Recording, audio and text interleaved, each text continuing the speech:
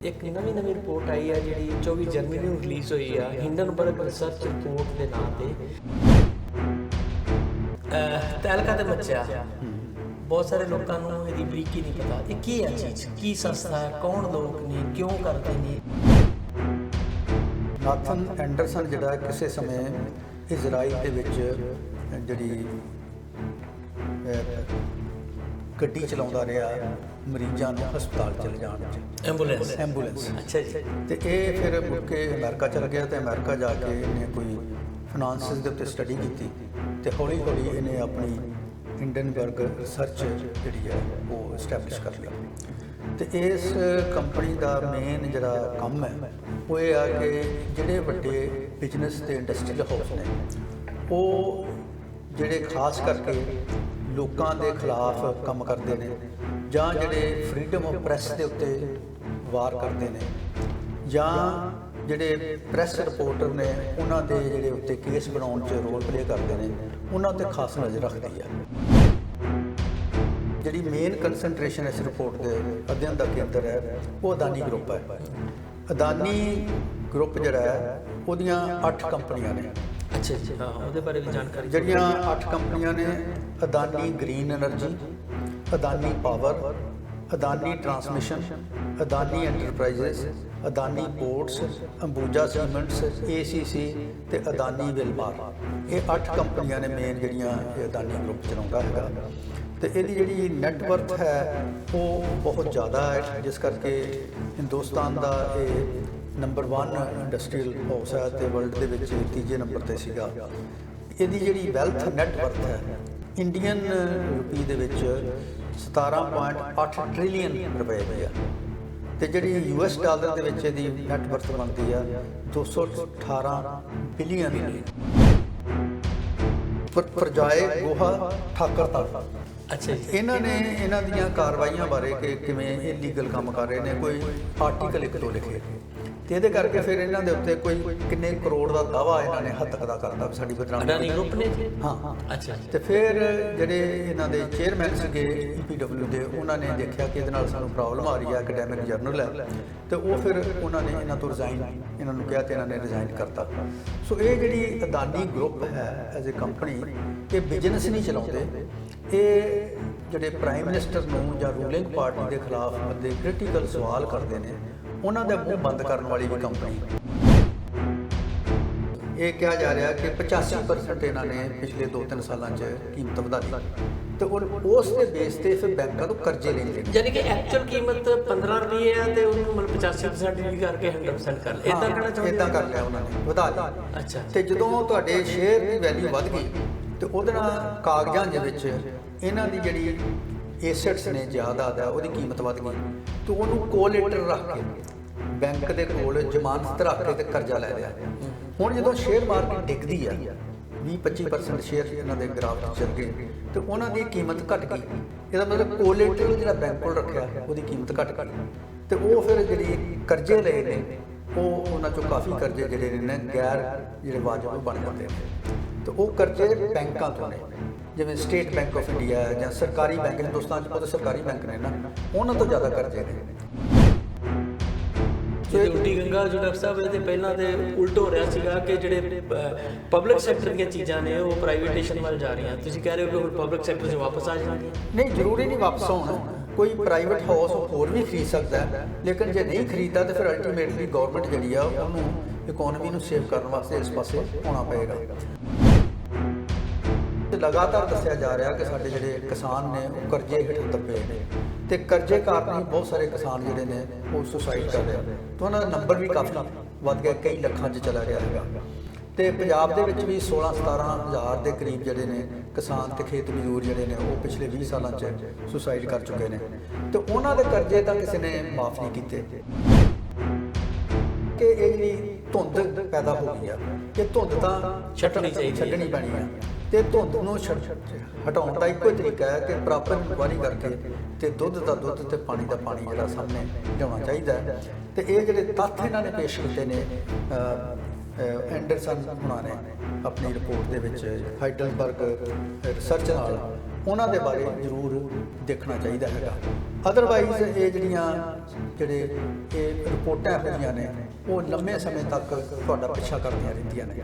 ਮੈਨੂੰ ਯਾਦ ਹੈ ਕਿ ਜਦੋਂ ਮਨਮੋਹਨ ਸਿੰਘ ਹੁਣਾਂ ਦੇ ਪਿਛਲੇ 2 ਸਾਲ ਸੀਗੇ, ਇਕੋਨਮੀ ਬੜੀ ਚੰਗੀ ਚੱਲ ਰਹੀ ਸੀਗੀ, ਪਰ ਉਹਦੇ 'ਚ G2 ਦਾ ਜਿਹੜਾ ਸਕੈਮ ਹੋਇਆ ਉਹਨੇ ਬਹੁਤ ਨੁਕਸਾਨ ਕੀਤਾ। ਜੇ ਉਹ ਉਸ ਵਕਤ ਉਹਨੂੰ ਠੀਕ ਤਰ੍ਹਾਂ ਹੈਂਡਲ ਕਰ ਲੈਂਦੇ, ਸ਼ਾਇਦ ਕਾਂਗਰਸ ਪਾਰਟੀ ਦਾ ਉਹਨਾਂ ਨੁਕਸਾਨ ਨਾ ਹੁੰਦੇ। ਤੇ 14 ਤੋਂ ਬਾਅਦ 14 ਜਿਹੜੀਆਂ ਇਲੈਕਸ਼ਨਾਂ ਹੋਈਆਂ ਬੜੀ ਬੁਰੀ ਤਰ੍ਹਾਂ ਕਾਂਗਰਸ ਦਾ ਨੁਕਸਾਨ ਹੋਇਆ। ਇਸੇ ਤਰ੍ਹਾਂ ਇਹ ਜਿਹੜੀਆਂ ਇਹੋ ਜਿਹੀਆਂ ਚੀਜ਼ਾਂ ਨੇ ਇਹ ਨੁਕਸਾਨ ਬਹੁਤ ਕਰਦੀਆਂ ਨੇ, ਕਿਉਂਕਿ ਜਿਹੜੀ BJP ਹੈ ਉਹ ਬੇਸ਼ੱਕ ਪਾਰਲੀਮੈਂਟ 'ਚ ਉਹਦੀ ਮੈਜੋਰਿਟੀ ਹੈ, ਪਰ ਕਈ ਸਟੇਟਾਂ ਐਸੀਆਂ ਨੇ ਜਿਨ੍ਹਾਂ ਦੇ ਵਿੱਚ ਉਹਨਾਂ ਦੀ ਆਪਣੀ ਸਰਕਾਰ ਨਹੀਂ ਹੈ, ਜਿਵੇਂ ਪੰਜਾਬ ਹੈ, ਹਿਮਾਚਲ ਪ੍ਰਦੇਸ਼ ਹੈ, ਪੱਛਮੀ ਬੰਗਾਲ ਹੈ, ਤਾਮਿਲਨਾਡੂ ਹੈ, ਆਂਧਰਾ ਪ੍ਰਦੇਸ਼ ਹੈ, ਤੇਲੰਗਾਨਾ ਹੈ ਔਰ ਉੜੀਸਾ ਹੈ ਜਾਂ ਕੇਰਲਾ ਹੈ। ਇਹਨਾਂ ਥਾਵਾਂ 'ਤੇ ਬਹੁਤ ਸਾਰੇ ਥਾਵਾਂ 'ਤੇ ਉਹਨਾਂ ਦਾ ਨਾ ਮੀਡੀਆ ਦੇ ਕੰਟਰੋਲ ਹੈ ਉਸ ਤਰ੍ਹਾਂ ਦਾ, ਤੇ ਨਾ ਹੀ ਉਹਨਾਂ ਦਾ ਸੋਸ਼ਲ ਮੀਡੀਆ ਦੇ ਕੰਟਰੋਲ ਹੈ, ਤੇ ਗੱਲਾਂ ਬਾਹਰ ਆਉਂਦੀਆਂ ਰਹਿੰਦੀਆਂ ਨੇ। ਪਿਛਲੇ ਦਿਨਾਂ ਦੇ ਸਬਕ ਸਿੱਖਦੇ ਹੋਏ ਕਿ ਜਿਹੜੇ ਆਪਣੇ ਹਿੱਤ ਫੈਮਿਲੀ ਦੇ ਜਾਂ ਪਰਿਵਾਰ ਦੇ ਜਾਂ ਪਾਰਟੀ ਦੇ ਹਿੱਤ ਬਚਾਉਂਦਿਆਂ ਤੁਸੀਂ ਪਾਰਟੀ ਦਾ ਨੁਕਸਾਨ ਕਰ ਦਿੰਦੇ ਜੇ। ਪੰਜਾਬ ਵਿੱਚ ਬਾਦਲ ਪਰਿਵਾਰ ਨਾ ਹੋਇਆ, ਹਿੰਦੁਸਤਾਨ ਪੱਧਰ ਤੇ ਕਾਂਗਰਸ ਪਾਰਟੀ ਨਾ ਹੋਇਆ, ਤੇ ਅੱਜ ਜੇ BJP ਇਹੋ ਕੋਸ਼ਿਸ਼ ਕਰੇਗੀ ਤਾਂ BJP ਦਾ ਵੀ ਨੁਕਸਾਨ ਹੋ ਸਕਦਾ ਹੈ। ਤੇ BJP ਦੇ ਵਿੱਚ ਮੈਂ ਸਮਝਦਾ ਕਿ ਕੁਝ ਲੋਕ ਐਸੇ ਜ਼ਰੂਰ ਨੇ ਕਿ ਜਿਹੜੇ ਪਾਰਟੀ ਦੇ ਇੰਟਰਸਟ ਨੂੰ ਦੇਖਦਿਆਂ ਹੋਇਆਂ ਇਹਨਾਂ ਗੱਲਾਂ ਵੱਲ ਜ਼ਰੂਰ ਧਿਆਨ ਦੇਣਗੇ, ਔਰ ਥੋੜ੍ਹੀਆਂ ਬੋਲੀਆਂ ਜਿਹੜੀਆਂ ਨੇ ਉਹ ਕਿਤੇ ਨਜ਼ਰ ਵੀ ਆਉਣ ਲੱਗ ਪਈਆਂ।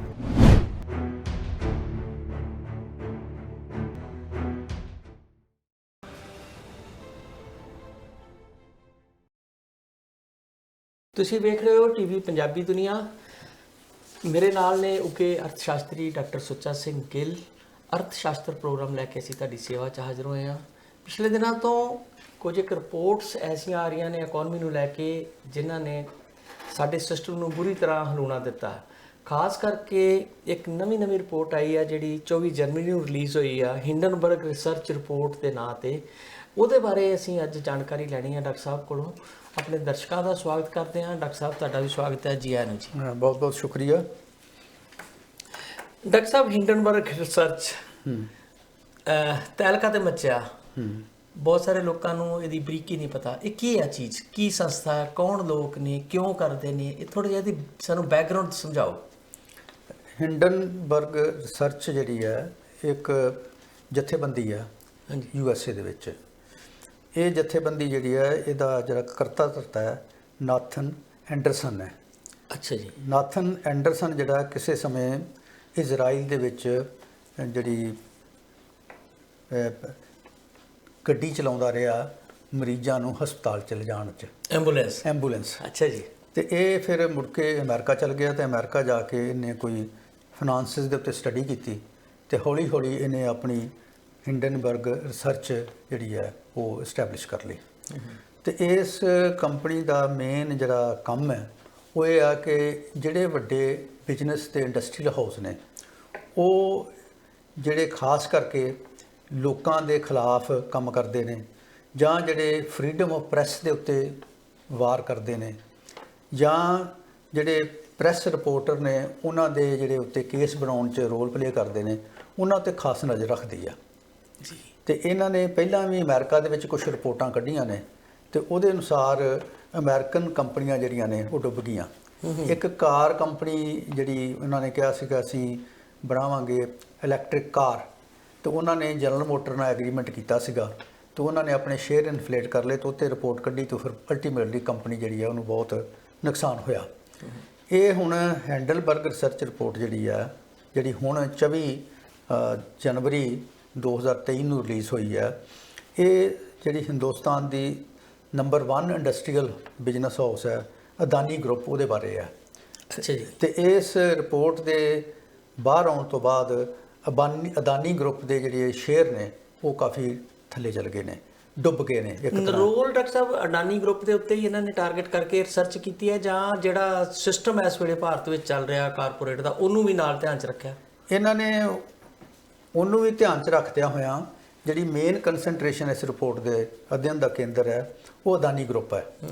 ਅਦਾਨੀ ਗਰੁੱਪ ਜਿਹੜਾ ਹੈ ਉਹਦੀਆਂ 8 ਕੰਪਨੀਆਂ ਨੇ। ਅੱਛਾ ਜੀ। ਹਾਂ, ਉਹਦੇ ਬਾਰੇ ਵੀ ਜਾਣਕਾਰੀ। ਜਿਹੜੀਆਂ 8 ਕੰਪਨੀਆਂ ਨੇ, Adani Green Energy, Adani Power, Adani Transmission, Adani Enterprises, Adani Ports, Ambuja Cements, ACC ਤੇ ਅਦਾਨੀ ਵਿਲਮਾਰ। ਇਹ 8 ਕੰਪਨੀਆਂ ਨੇ ਮੇਨ ਜਿਹੜੀਆਂ ਇਹ ਅਦਾਨੀ ਗਰੁੱਪ ਚਲਾਉਂਦਾ ਹੈਗਾ। ਤੇ ਇਹਦੀ ਜਿਹੜੀ ਨੈੱਟਵਰਥ ਹੈ ਉਹ ਬਹੁਤ ਜ਼ਿਆਦਾ ਹੈ, ਜਿਸ ਕਰਕੇ ਹਿੰਦੁਸਤਾਨ ਦਾ ਇਹ ਨੰਬਰ 1 ਇੰਡਸਟਰੀਅਲ ਹਾਊਸ ਹੈ ਤੇ ਵਰਲਡ ਦੇ ਵਿੱਚ ਤੀਜੇ ਨੰਬਰ ਤੇ ਸੀਗਾ। ਇਹਦੀ ਜਿਹੜੀ ਵੈਲਥ ਨੈੱਟਵਰਥ ਹੈ ਇੰਡੀਅਨ ਰੁਪੀ ਦੇ ਵਿੱਚ 17.8 ਟ੍ਰਿਲੀਅਨ ਰੁਪਏ ਦੀ ਆ, ਤੇ ਜਿਹੜੀ US ਡਾਲਰ ਦੇ ਵਿੱਚ ਇਹਦੀ ਨੈੱਟਵਰਥ ਬਣਦੀ ਆ 218 ਬਿਲੀਅਨ ਬਣਦੀ ਆ ਅਮਰੀਕਨ ਡਾਲਰ ਦੇ ਵਿੱਚ। ਤੇ ਇਹ ਜਿਹੜਾ ਇੰਡਸਟਰੀਅਲ ਹਾਊਸ ਹੈ, ਬਿਜ਼ਨਸ ਹਾਊਸ ਹੈ, ਇਹ ਜਿਵੇਂ ਮੈਂ ਪਹਿਲਾਂ ਵੀ ਜ਼ਿਕਰ ਕੀਤਾ ਕਿ ਸੀਮੈਂਟ ਬਣਾਉਣ ਦੇ ਵਿੱਚ, એનર્ਜੀ ਦੇ ਖੇਤਰ ਦੇ ਵਿੱਚ, ਗ੍ਰੀਨ એનર્ਜੀ ਨੂੰ ਟੈਪ ਕਰਨ ਵਿੱਚ, ਟਰਾਂਸਮਿਸ਼ਨ ਲਾਈਨਸ ਵਿੱਚ, ਰੇਲਵੇ ਵਿੱਚ, ਪੋਰਟਸ ਵਿੱਚ, 에ਅਰਪੋਰਟਸ ਵਿੱਚ, ਈਵਨ ਰੇਲਵੇ 'ਚ ਐਂਟਰ ਕਰ ਗਿਆ ਤੇ ਬਹੁਤ ਵੱਡਾ ਇਹ ਕੰਮ ਇਹਦਾ ਚੱਲਿਆ ਹੈਗਾ।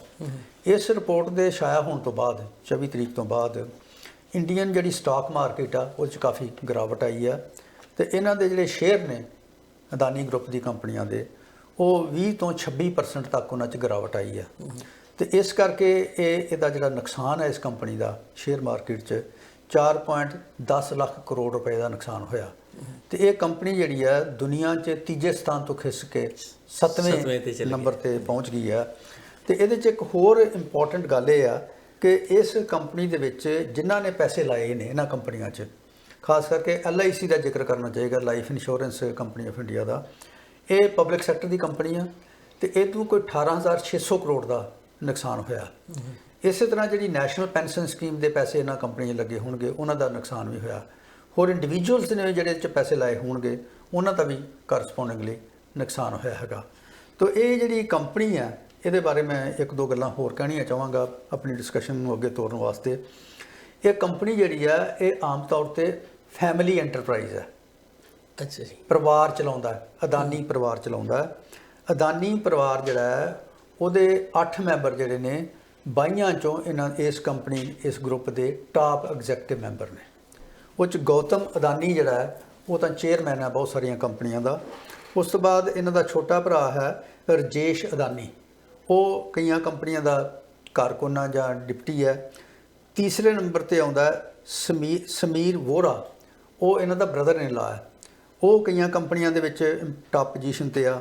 ਫਿਰ ਵਿਨੋਦ ਅਦਾਨੀ ਆ ਜਿਹੜਾ ਇਹਨਾਂ ਦਾ ਵੱਡਾ ਭਰਾ ਹੈ ਗੌਤਮ ਅਦਾਨੀ ਦਾ, ਉਹ ਜਿਹੜੀਆਂ ਸ਼ੈਲ ਕੰਪਨੀਜ਼ ਨੇ ਬਾਹਰ ਉਹਨਾਂ ਨੂੰ ਮੈਨੇਜ ਕਰਦਾ ਹੈ। ਇੱਕ ਰਕੇਸ਼ ਸ਼ਾਹ ਹੈ ਪੰਜਵਾਂ ਬੰਦਾ, ਉਹ ਵੀ ਇਹਨਾਂ ਦਾ ਬ੍ਰਦਰ ਇਨ ਲਾ ਹੈ।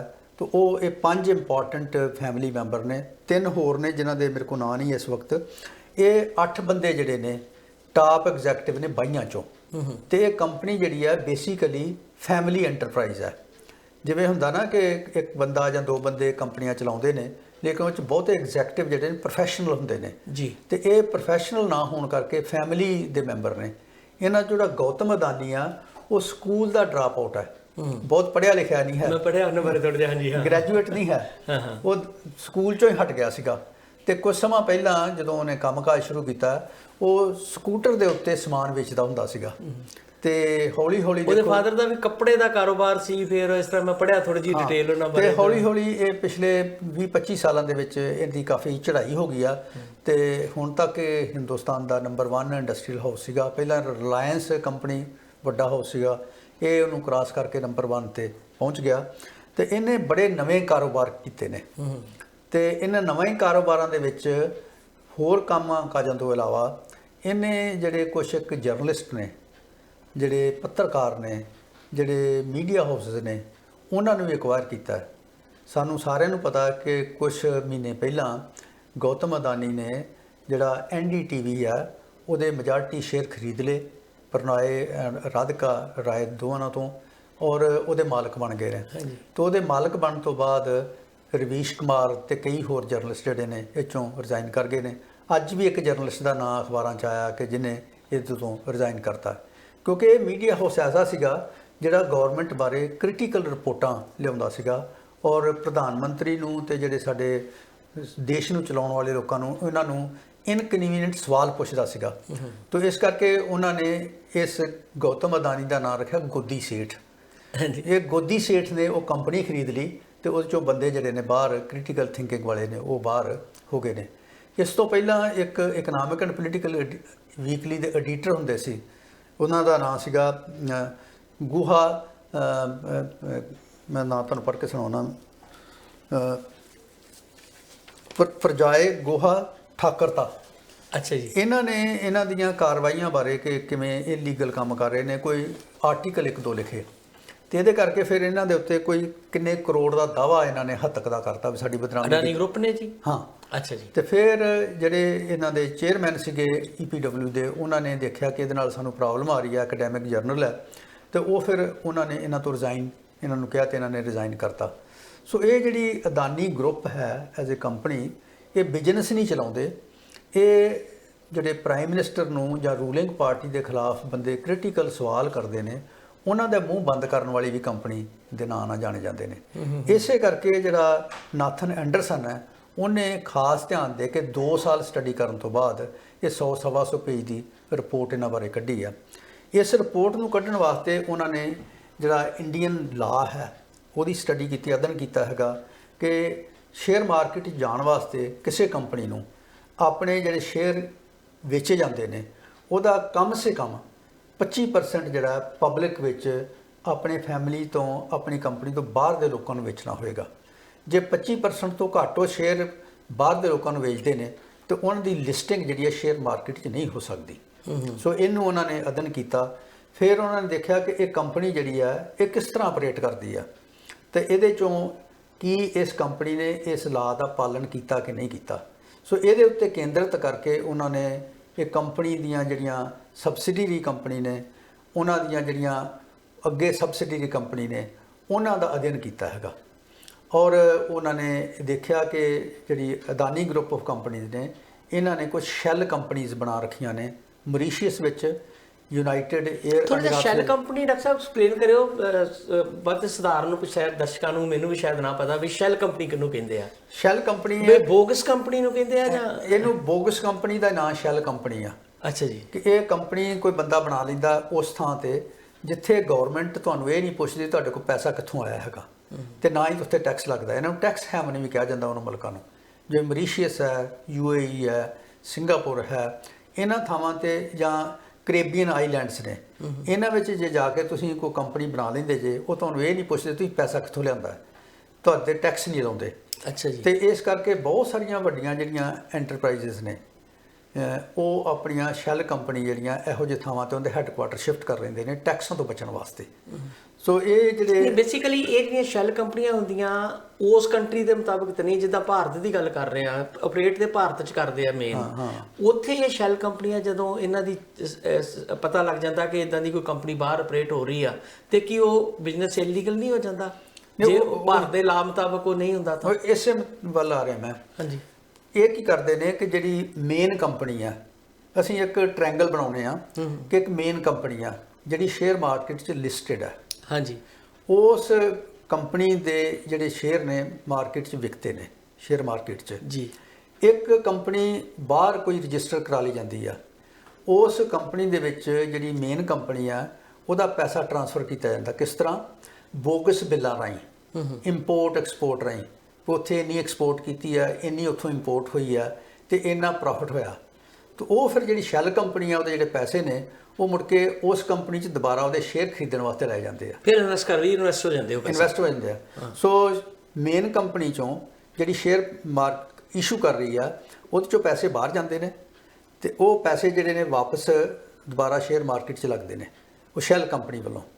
ਤੋਂ ਸ਼ੈੱਲ ਕੰਪਨੀਆਂ ਜਿਹੜੀਆਂ ਨੇ, ਜਦੋਂ ਇਹਨਾਂ ਨੇ ਇਨਵੈਸਟੀਗੇਟ ਕੀਤਾ ਐਂਡਰਸਨ ਰਿਪੋਰਟ ਨੇ, ਉਹ ਦੇਖਿਆ ਕਿ ਉਹਦੇ ਤੇ ਇੱਕ ਕਮਰੇ 'ਚ ਕੰਪਨੀ ਚੱਲ ਰਹੀ ਆ, ਉਹਦੇ 2 ਜਾਂ 3 ਮੁਲਾਜ਼ਮ ਨੇ, ਤੇ ਉਹਨਾਂ ਦਾ ਖਰਚਾ ਵੀ ਬਹੁਤ ਥੋੜਾ ਹੈ। ਤਾਂ ਪੈਸੇ ਉਹਨਾਂ ਨੇ ਕਰੋੜਾਂ ਡਾਲਰ ਦੇ ਹਿਸਾਬ ਨਾਲ ਸ਼ੇਅਰ ਮਾਰਕੀਟ 'ਚ ਲਾਏ ਨੇ, ਤਾਂ ਕਿੱਥੋਂ ਆਏ? ਡਾਕਟਰ ਸਾਹਿਬ, ਜਿਹੜਾ ਫਿਰ ਇਹ ਇੰਪੋਰਟ ਐਕਸਪੋਰਟ ਸ਼ੋ ਕਰਦੇ ਆ, ਜਿਹੜੇ ਤੁਸੀਂ ਗੱਲ ਕਰ ਰਹੇ ਹੋ ਬਿਲਿੰਗ ਕਰਦੇ ਆ ਡੁਪਲੀਕੇਟ, ਹਾਂ, ਤੇ ਉਹਦੇ ਲਈ ਜਦੋਂ ਫਿਜ਼ੀਕਲੀ ਉਹ ਚੀਜ਼ਾਂ ਐਕਸਪੋਰਟ ਨਹੀਂ ਹੋ ਜਾਂਦੀਆਂ, ਤੇ ਉਹ ਵੀ ਤਾਂ ਚੀਜ਼ਾਂ ਸਾਹਮਣੇ ਆ ਗਈਆਂ ਹੋਣਗੀਆਂ ਨਾ? ਨਹੀਂ, ਉਹ ਜਿਹੜੀਆਂ ਜਿੱਥੇ ਕੰਪਨੀਆਂ ਲੋਕੇਟਡ ਨੇ ਉਹਨਾਂ ਮੁਲਕਾਂ 'ਚ ਲਾ ਹੈ ਨਹੀਂਗੇ ਵੈਰੀਫਾਈ ਕਰਨ ਵਾਲੇ, ਤੇ ਅਸੀਂ ਕੀ ਕਰਦੇ ਹਾਂ ਕਿ ਉਹਨਾਂ ਥਾਵਾਂ ਤੋਂ ਜਿਹੜਾ ਪੈਸਾ ਆਉਂਦਾ ਉਹਨੂੰ ਫਾਰਨ ਕੈਪੀਟਲ ਸਮਝ ਕੇ ਲਾ ਲੈਂਦੇ ਹਾਂ।